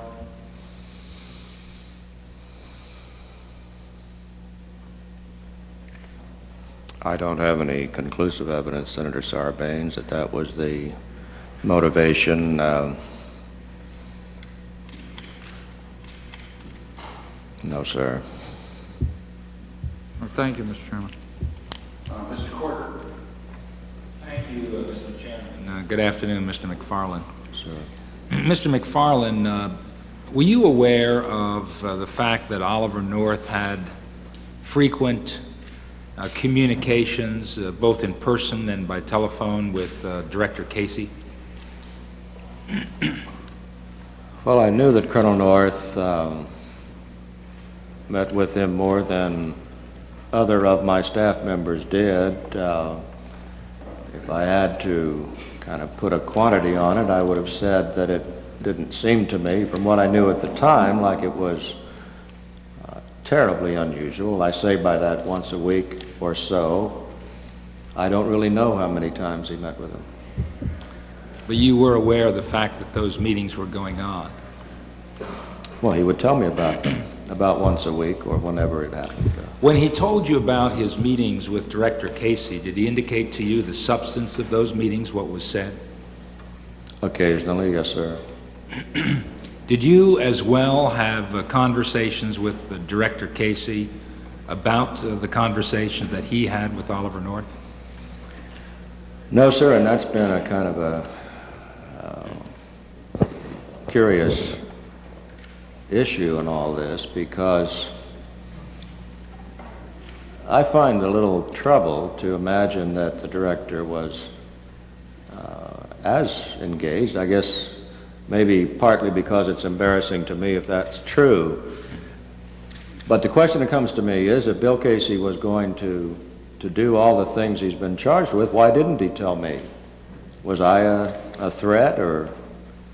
And I just don't understand. He came to meet with me every week, and his deputy was with him, and so was mine, and so they weren't one-on-one meetings, but he never told me anything about Ollie North except perhaps to complain, and I got the impression at the time that his complaint was kind of for John McMahon's benefit, that Bill's heart really wasn't in it.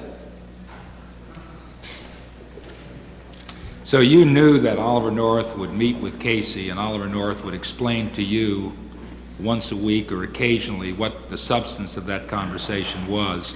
Usually. But you didn't have that direct communication with Casey about the substance matter of their meetings? No, sir. You indicated, from my recollection, feels like a number of months ago now when you testified, a lot's gone over the bridge. You indicated that it was your recollection and your opinion that the Boland Amendment covered the National Security Council. Is that correct? Yes, sir. It was not a legal judgment, but one that I thought the only politically sensible course. You also indicated that you had not read, nor was it brought to your attention, the fact that the Intelligence Oversight Board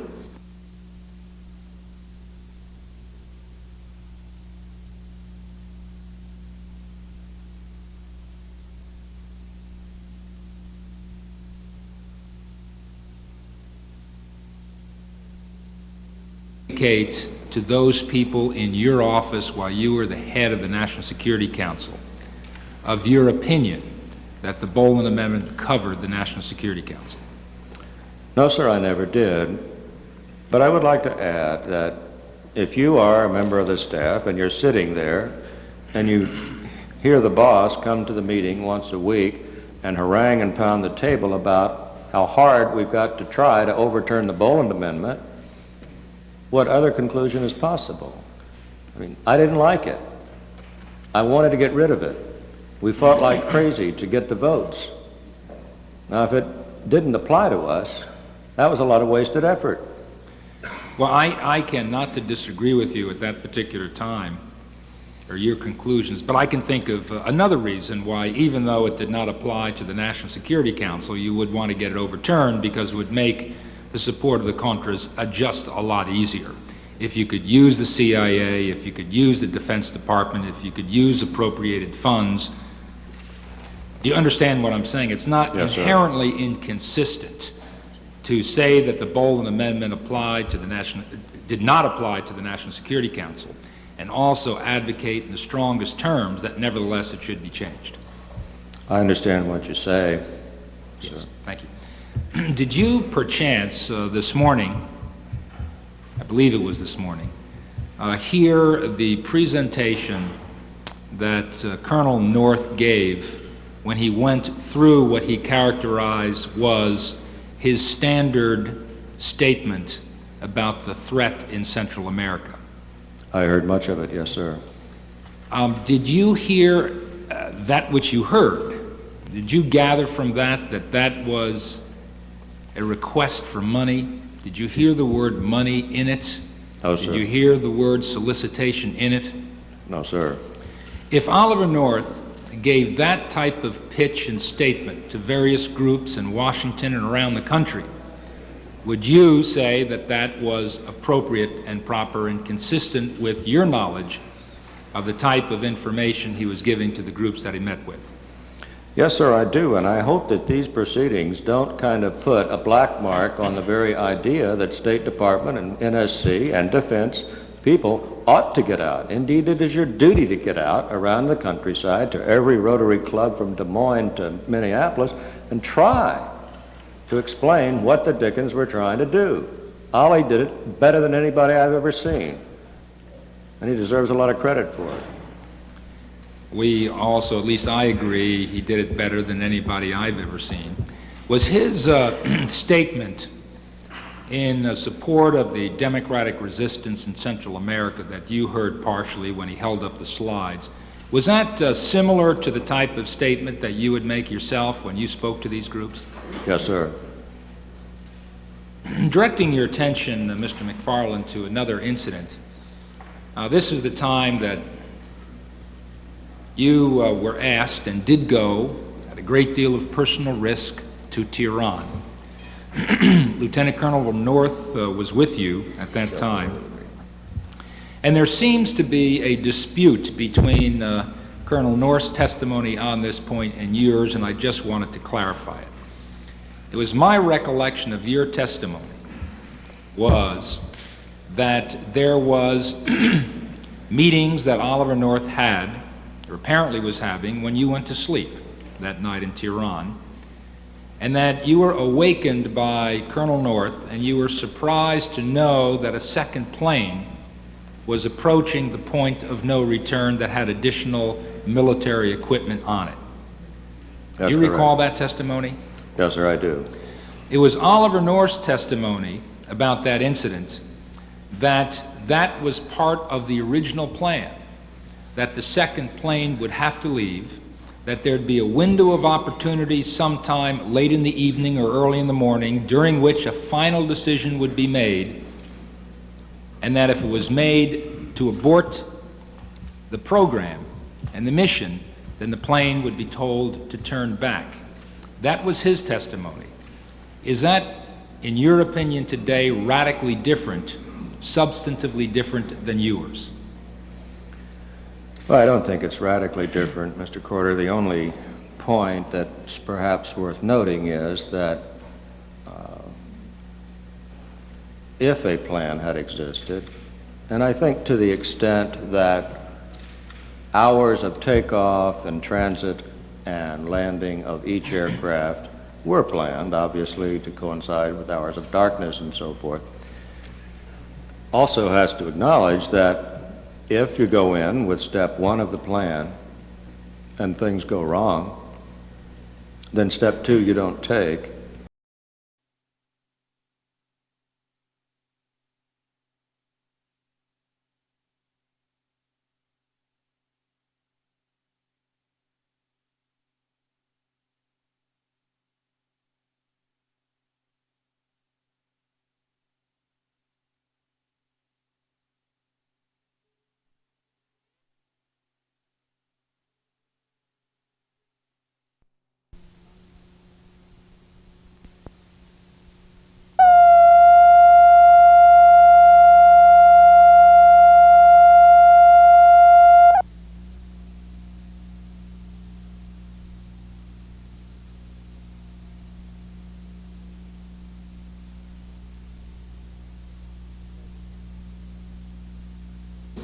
wrote an opinion that indicated that the National Security Council was not covered by Boland. You were unaware of that opinion. I was unaware of it. Did you, in writing, ever indicate to those people in your office while you were the head of the National Security Council of your opinion that the Boland Amendment covered the National Security Council? No, sir, I never did. But I would like to add that if you are a member of the staff and you're sitting there and you hear the boss come to the meeting once a week and harangue and pound the table about how hard we've got to try to overturn the Boland Amendment, what other conclusion is possible? I mean, I didn't like it.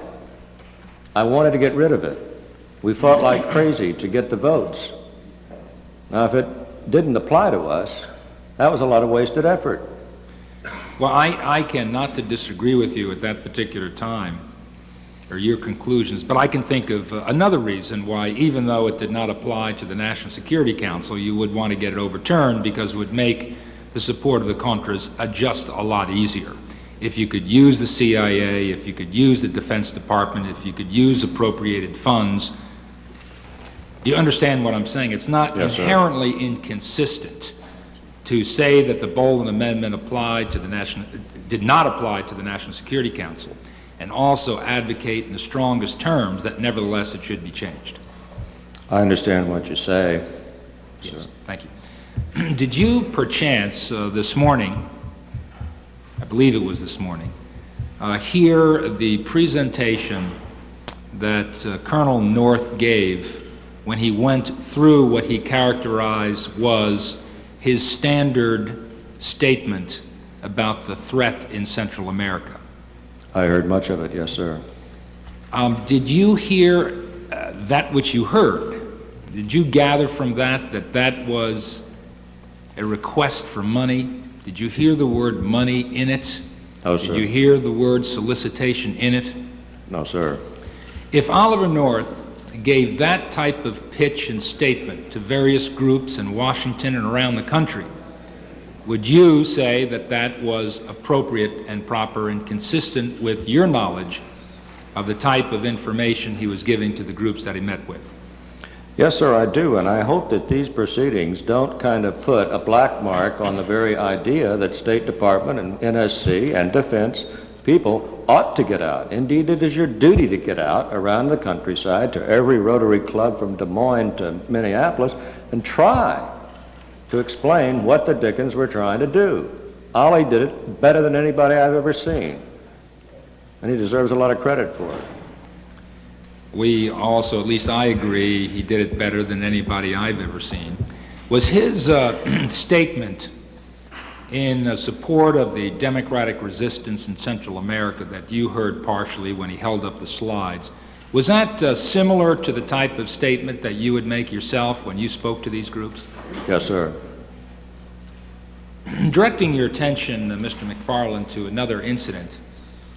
This is the time that you were asked and did go at a great deal of personal risk to Tehran.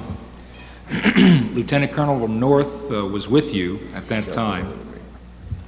And there seems to be a dispute between Colonel North's testimony on this point and yours, and I just wanted to clarify it. It was my recollection of your testimony was that there was meetings that Oliver North had, or apparently was having, when you went to sleep that night in Tehran, and that you were awakened by Colonel North, and you were surprised to know that a second plane was approaching the point of no return that had additional military equipment on it. That's Do you correct. recall that testimony? Yes, sir, I do. It was Oliver North's testimony about that incident that that was part of the original plan, that the second plane would have to leave, that there'd be a window of opportunity sometime late in the evening or early in the morning during which a final decision would be made, and that if it was made to abort the program and the mission, then the plane would be told to turn back. That was his testimony. Is that in your opinion today, radically different, substantively different than yours? Well, I don't think it's radically different, Mr. Corder. The only point that's perhaps worth noting is that if a plan had existed, and I think to the extent that hours of takeoff and transit and landing of each aircraft were planned, obviously, to coincide with hours of darkness and so forth, also has to acknowledge that if you go in with step one of the plan and things go wrong, then step two you don't take, and that's the point. I mean, it was very obvious to all of us that the Iranians had breached their end of the bargain. Now, I agree today, in hindsight, that it's their own communications problems that led to that, but nevertheless, it had broken down. And so to go forward automatically with a second step, we just didn't do, or didn't intend to do. Is it your testimony that you advised Oliver North of the fact that we must abort the mission and that the mission was in fact aborted? Yes, sir.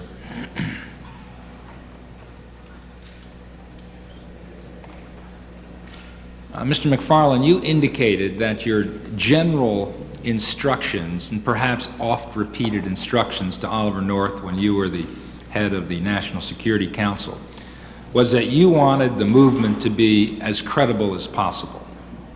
Do you recall that statement? Yes, I do. And you knew the type of individual Oliver North was: highly motivated, highly dedicated, highly disciplined, and would in fact do everything in his power in order to carry on that general directive. Yes, I think that's a fair assumption. Are you therefore surprised to learn about Oliver North's untiring efforts on behalf of the Contras, the trips he took to Central America, the meetings he had in this country and others on their behalf, and all that he did in order to make sure that your directive, giving credibility to that movement, was carried through? I think that I agree with you. In any task that I ever gave Colonel North, he put into it 100% of his effort that was far beyond what anyone could ever expect from even a superior staff officer. I think, however, that I did expect, and that he knew that I expected, him to tell me about things that were new, different, potentially illegal. I have to say, however, that at the end of the day, if he did something that transgressed the margin of law, that he did it, keeping it quiet from me to protect me. And I think ultimately that I'm responsible for that. I see that my time is up. Thank you, Mr. McFarlane, and thank you for coming back to testify before this committee. Yes, sir. Chair would like to announce there has not been a palace coup, nor has the Senate decided to replace one ethnic chairman with another. But while Chairman Inouye was voting, I assumed his chair. I found it quite comfortable, and I would now like to yield 1 minute to the former chairman of the committee. All right, thank you very much. Mr. McFarlane, a question has been bothering many of us here. I'm not certain whether you can provide the answer. But when this matter exploded on the front pages last November, and events began to proceed, the Admiral Poindexter, was permitted to resign. A rather honorable step. On the other hand, to the surprise of many, Colonel North was, as he says, dismissed. Do you know why Colonel North was dismissed and the Admiral was given the honorable path of resigning? I don't know, Mr. Chairman. I wasn't there. I think it was a tawdry way to treat a man like Ollie. You don't think it was the right thing to do? No, sir, I don't. I think all of us here agree with you. Thank you very much. Mr. McCollum. Thank you, Mr. Chairman. Mr. McFarlane, I know it's got to be a stress to come back here twice before us, but we appreciate very much your being here. I have just some questions to clarify, in my mind, matters that fall out of the November 1985 Hawks arms shipment. As Colonel North has described it to us, the U.S. involvement in that shipment was a very sensitive matter. If I'm not mistaken in characterizing what he said to us, he said that this was something which we did not want to reveal. It was very tightly held because of the fear of jeopardizing the relationships that the ongoing contacts with Iran might yield. That indeed the Iranians were very unhappy with the shipment, had expressed their great displeasure with that, and that a good deal of the effort to keep the U.S. involvement private and quiet and away from Congress and everybody else and not discuss it was because of the need to protect our interest in that regard, and for fear that if it came out they were so mad about that shipment they might cause somebody over in Lebanon or somewhere else to take action against our hostages and lives would be jeopardized. I think I'm stating it roughly. I'm not nearly as eloquent about that as he is. Is that expression of concern over the 85 shipment and our involvement in it a statement that's consistent with your recollection of the concerns at the White House during the time you participated in that matter and afterward? I think it is, Mr. McCollum. My own superficial judgments, because I wasn't very close to the November shipment, are these, that there wasn't any malice or deception intended, that the fact that they were shipped things which didn't meet the needs that they believed they had were a consequence of the lack of knowledge, really, of people who apparently were involved, not Colonel North, but on this end, and in Israel, and in Iran. Right. And, but there wasn't any intended duplicity or deception about it. It was too bad. But after the fact is what I'm talking about. After the fact that it had occurred and the Iranians got mad about it and they didn't know apparently about our involvement, there was an effort to conceal our involvement, more designed to keep the Iranians and others who might be taking a bad look at this if they knew we were involved from knowing about it, not so much to conceal it from Congress and the public, which ultimately did occur, but rather the purpose was to conceal it from the Iranians and to conceal it from others for concerns over what might be the repercussions of their learning of our involvement. That's what I wanted to know, if that was consistent with your understanding and your concerns at the time and afterward. In 85, you're talking in 85 and what happened afterward. To the degree you were aware and followed, I know you were out of office at that time, but you certainly were closely attuned to some of this since you went to Tehran and so on. Well, to the extent I really have any knowledge about it, that seems a fair description to me. Well, that leads me to ask some more questions about this. In giving the testimony before us, Colonel North talked a good deal and was asked a lot of questions about a series of chronologies that were prepared in November of '86 and a little earlier, October I guess it was, is when they were prepared. Work started to try to get what was going on, what was our role with all of these things written down, and many, many different versions were prepared. At one point, particularly as I recall discussing the statements that were somewhat misleading in the chronologies that we have here before us and so on, with regard to these shipments in November 1985, these Hawk shipments, he said that he initially wanted to put forward the truth, put a truthful chronology out. But he specifically said, and I wrote my notes down at the time, that this version was altered at your request. Do you recall that, and is that consistent with your recollection? I recall the statement very well, and it is a very clear and sharp disagreement between Colonel North and myself. and it simply isn't so. Okay. Let me move on to something else related again to that November shipment. The Attorney General interviewed you from what he, or at least what Mr. Cooper described to us, and I think he said he did in some form public comment, though he hadn't testified before us yet. On Friday, November 21st, after he got a charge from the President to conduct a very quick, small investigation into what had apparently become somewhat an alarming discovery about the involvement that was going on and the degree of our involvement in some of these things.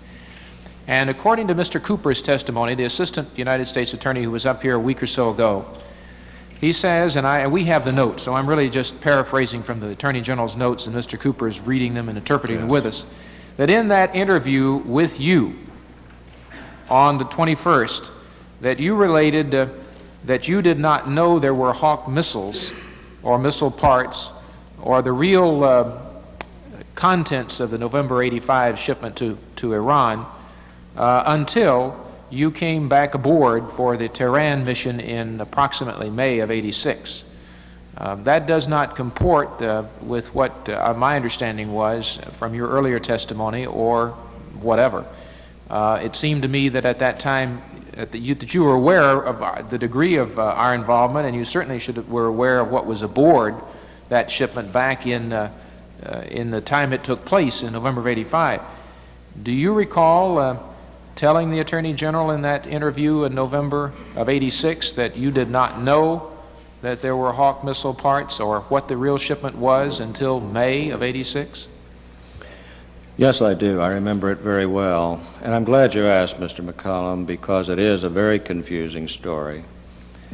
The facts are these, that in 1985, when the actual shipment occurred, I received 2 or 3 phone calls in Geneva, and from start to finish, those calls were the extent of my involvement with the entire enterprise. Colonel North resolved it and did it very well, in my judgment, took a very confusing situation and sorted it out and got the problem solved. Throughout the time, my own interface with him was in 2 phone calls, and I was otherwise not even in Washington, D.C., before, during, nor after it occurred for about a week. 1986 comes, and right after the disclosures in the Lebanese newspaper, within 2 or 3 days, I sat down and I sent a summary version to Admiral Poindexter by profs, November 7th it was, of how I recall the whole Iranian initiative start to finish. In that, I mentioned first the decision in August and September, second, the shipment in August, September, third, the trip to London. I didn't even mention the Hawk shipment because I didn't even remember it. Now, over time, in 86, after November 7th, as within the White House, they began to prepare chronologies, apparently, without my participation. They reached a point on November 18th where Admiral Poindexter, at lunch with me, asked whether I would come in and see what had been put together, try to help them make sure it was accurate. Colonel North had called me and asked the same thing, and he stressed that since he had not been involved in the early stages of it, he could not confirm or deny some of the early parts of the chronology. I said that I would. And my total exposure to the enterprise consisted of coming to his office the night of November 18th, and for about 3 hours' time working mostly on an opening statement the President was to use the next day. However, when that was finished, Colonel North and I began to go through a draft that had been prepared, a master, if you will, and I began to point out, and he did, errors from the beginning. I pointed out that the reference, for example, to our having been alerted to this Iranian interest in 84 seemed strange to me. I'd never heard that, and so on. Finally, we got down to the point in November describing a shipment of arms. Colonel North said to me, he said, you know, back in November of 85, at the beginning, I thought this was oil drilling parts. And I don't think anybody in the government figured out that it was finally Hawks until January of 86. Well, if I had stopped then and tried to parse my own memory on how I thought about it, I probably would have recalled that in Geneva, whatever we thought at the beginning, we did finally learn that it was Hawks.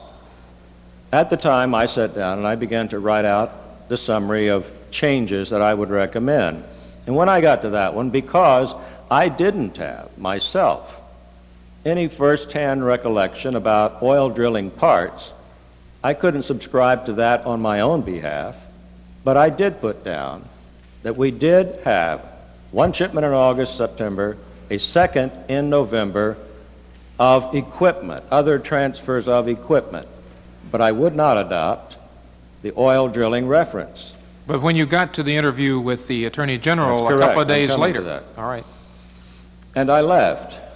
I take it that on the 19th or the 20th, while I was out of town, other steps were taken to change the chronology, and that the integration of a reference to oil drilling parts must have been made the 19th or the 20th. I don't know. I didn't have anything to do with it. Apparently that was also introduced to Director Casey's testimony. Whatever, I was not there. However, I was, as you say, in the Attorney General's office, where I conveyed to him what I had been told, basically. Without any first-hand solid recollection of my own, I said that I recalled or believed that there must have been some report about oil drilling parts, which is what I had been told 2 days before. At that point, the Attorney General said to me, "Well, George Schultz believes that you told him in Geneva that it was Hawks." And I said, "I'm sure that he's right." In short, it was never an issue with me about whether or not all of us in '85 certainly did know that it was Hawks. What I was conveying to the Attorney General was based upon what I had been told a year later about these events in which I was basically uninvolved. So what you're saying is that these notes may well reflect the excuse initial... me, there's one more point. I apologize, Mr. McCollum. I left the meeting with the Attorney General, went home, sent a prof's note to Admiral Poindexter reporting exactly what I had just done. And I said, "John, I've just spent 2 hours with the Attorney General." Seemed like 2 days, I'm sure. And everything went fine with one exception. He asked about a Hawk shipment in 1985, which still does not ring a bell with me. Right. In sum, after the total exposure that I had had in 1986 with the preparation of these chronologies, which was 2 hours in a total of a week, I still could not remember the details of that shipment. Well, I want to make one thing real clear, because when we're talking about the Attorney General, if I might indulge the Chairman just to follow up on the 85 arms shipment question. The Attorney General, according to Colonel North, he assumed that the Attorney General knew about the 85 arms shipment because of the finding that I think was involved in that, which occurred and may or may not have been signed and has been missing and so on. And you've already testified a lot about this, so I'm not going over all that again. But I'm curious about, now that you've explained why the Attorney General on Friday from your interview might not have fully gotten the message on your knowledge of the whole thing, I'm curious if you have any further light you can shed on whether or not the Attorney General, contemporaneously with or shortly after the November '85 shipment, had reason to know about it. In other words, there's a lot of confusion on the record as to when he learned of the '85 arms shipment. The testimony of Mr. Cooper and a lot of the track record from the Justice Department indicates that he really didn't know anything about it going into this weekend of the 20th and 21st. Even though he certainly was involved in the January finding, that did not specifically relate to that '85 shipment. Do you have any knowledge?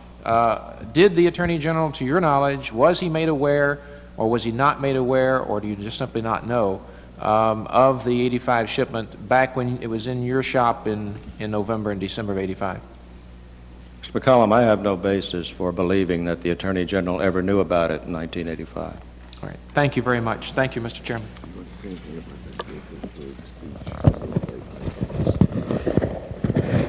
McFarlane, Oliver North testified that he believes he saw a finding, the finding that was drafted, the Sporkin finding, in November of '85, that he saw a signed version of that. Did you ever see such a signed finding?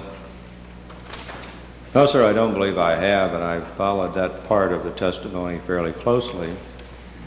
And As I say, I wasn't in the city, and it is true that the president was physically in Washington from probably November 21st until the following Wednesday, I think.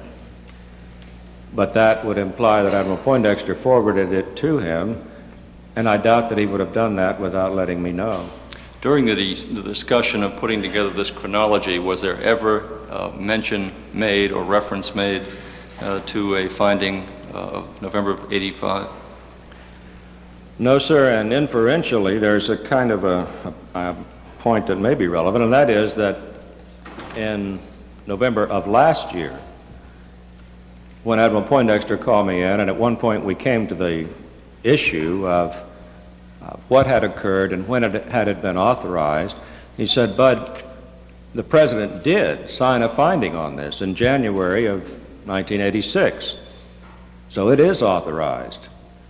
Now, that isn't conclusive, but he did not say that he ever signed one in November or December.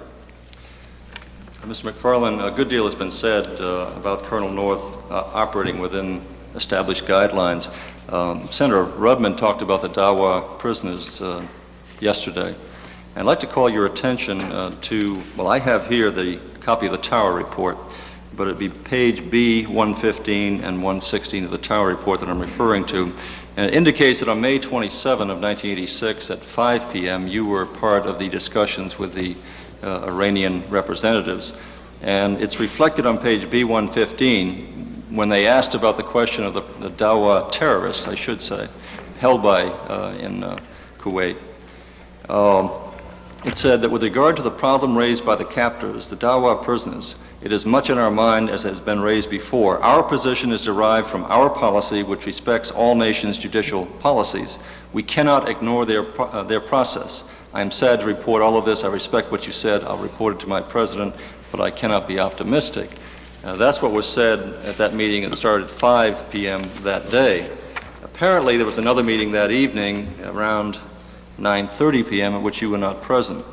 And it is recorded on page B116 of the Tower Report that Colonel North made a statement such as the following: "The United States will make every effort through and with international organizations, private individuals, religious organizations, and any other third parties in a humanitarian effort to achieve the release and just and fair treatment for the Shiites held in confinement as soon as possible." That's in direct opposition of what you had said at 5 p.m. or approximately thereof earlier that evening. And I was wondering, when did you learn of this change in representation being made to the Iranians? When the Tower Report was published. That was the first occasion that came to your attention that such a representation had been made to the Iranians? Yes, sir. And is that true with respect to the need for Saddam Hussein to go? Yes, sir. Was that something that you would have expected Colonel North to have reported to you during the flight back or Yes, sir. shortly thereafter?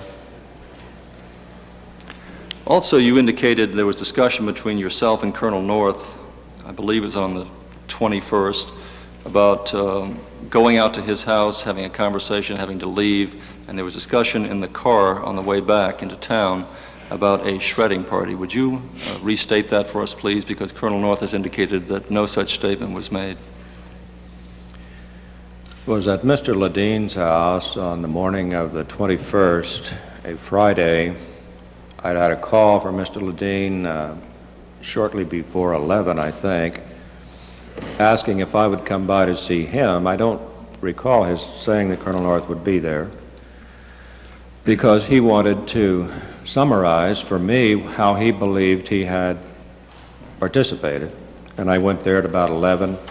We got down to sitting in the den at about 15 or 20 minutes later.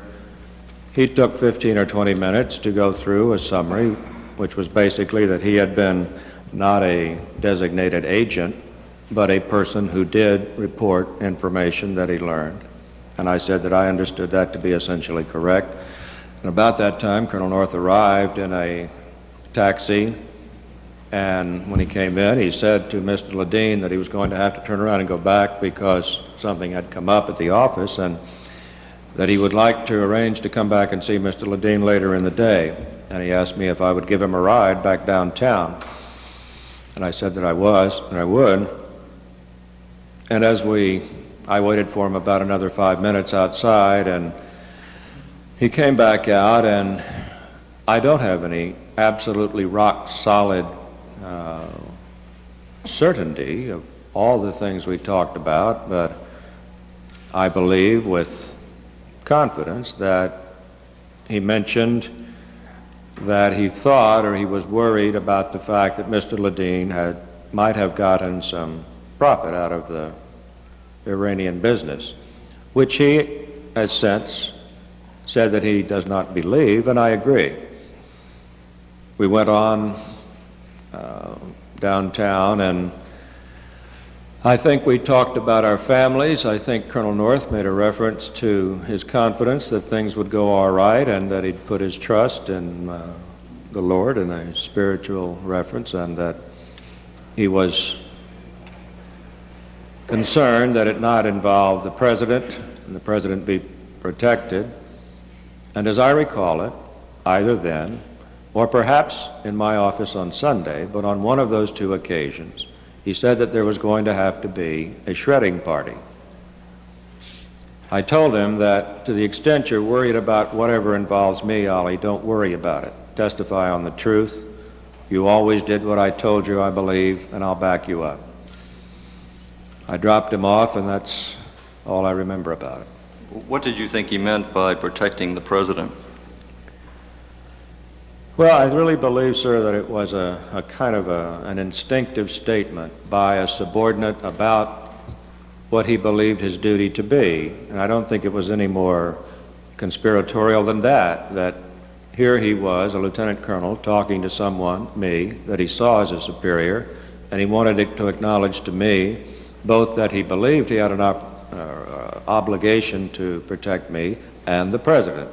And he did say that it's important that the President not be hurt by this. And yet I took it as really something that is instinctive among subordinates to the Commander-in-Chief and not a conspiratorial reference. In fact, that was the instinct that led a group of you to try and reconstruct the chronology to be presented to the congressional committees thereafter, wasn't it? Well, I think that's overdrawn, but I do think we all had an instinct that the President should not be armed. There was discussion during the past few days about the eventual merger of two covert programs, one of selling arms to the Iranians, and number two, of providing munitions and money to the Contras. And at some point in time, there was a merger that occurred. And I was wondering from your, as a matter of fact, I think Colonel North characterized it as a neat idea proposed by Mr. Ghorbanifar and Mr. Neer. I believe he said that Director Casey was enthusiastic about it, that Admiral Poindexter approved, and he assumed that President Reagan also approved by virtue of the fact that he sent 5 different memos up the chain of command, and none came back with a specific instruction not to go forward. But I was wondering, from your experience as the former National Security Advisor, has there been any case in your experience where there has been a merger of two covert actions so they become either mutually reinforcing or one supporting the other? None that I recall, no, sir.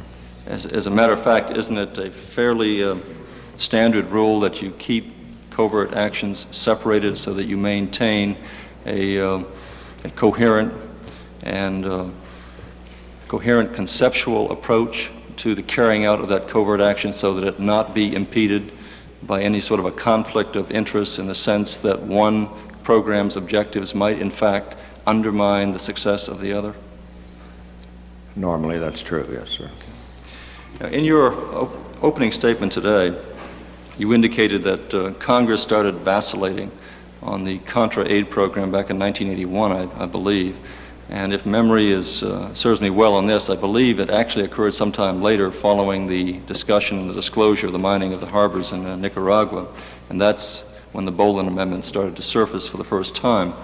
And you indicated that at that point it became clear to you that there was little prospect for success, that number 2 is politically unwise to continue, and number 3, you indicated the President behaved as if he were not accountable. And I'd like to give you an opportunity to explain what you meant by that, because it's a fairly strong statement, and I think we need to have some more detail. I believe what I said was that I thought it would be imprudent to assert as a legal precedent that the President has exclusive authority to conduct foreign affairs, especially if he were to behave in a way that indicated he is not accountable to anyone. So it was a hypothetical construct, but I believe that to take the case in point, to assert that the President does have the authority to create entities that function without oversight of not only the Congress, but not even oversight within the executive branch, is in direct contradiction of the notion of accountability in any sense, and that that would weaken any effort to establish this larger principle that he is relatively uninhibited in the general conduct of foreign affairs. Mr. McFarlane, are you aware of any other case in which the administration has not given notice of a covert activity other than the Iranian arms sales and whatever other programs were contemplated in that residual fund that was discussed during the past 2 days? Are you aware of any other covert actions that were not given appropriate notification? I know of none that are related to this fund that was created. I have a very faint recollection that years before this operation came up, that there was one on which no notification was given. I frankly don't remember it. It didn't make an impression on me, but nor do I know whether or not the notification's been made since. Well, I only raise the question because I think it's important that the American people understand that notwithstanding the notion that has been at least floated that Congress can't be trusted, that in fact Congress reviews on a regular basis many covert actions, and they involve serious life-threatening situations with substantial millions of dollars involved. And I think this administration has, during its term of office, 2 terms of office, has consistently notified the members of Congress, and there has been no breach of faith and no disclosure pertaining to those covert actions. And finally, I'd just like to commend you for your second appearance here today. I've had the pleasure of working with you not only when you were on the staff working for Senator Tower on the Armed Services Committee, but also working really quite closely with you when you were at the NSC. And I must say that I found you always to be a man of great honor and integrity and moderation, I might add, someone who was really dedicated to trying to work with the Congress of the United States and not viewing us as the enemy. And I want to commend you for the testimony you've given on at least 3 occasions that I'm familiar with before the Intelligence Committee and also twice before this committee. And announce that when we adjourn, we will adjourn until tomorrow at 9 a.m. at 2172 of the Rayburn House Office Building, and not this building, and the committee will stand in recess. And my one other announcement, that our first witness tomorrow at 9 o'clock will be Admiral Poindexter.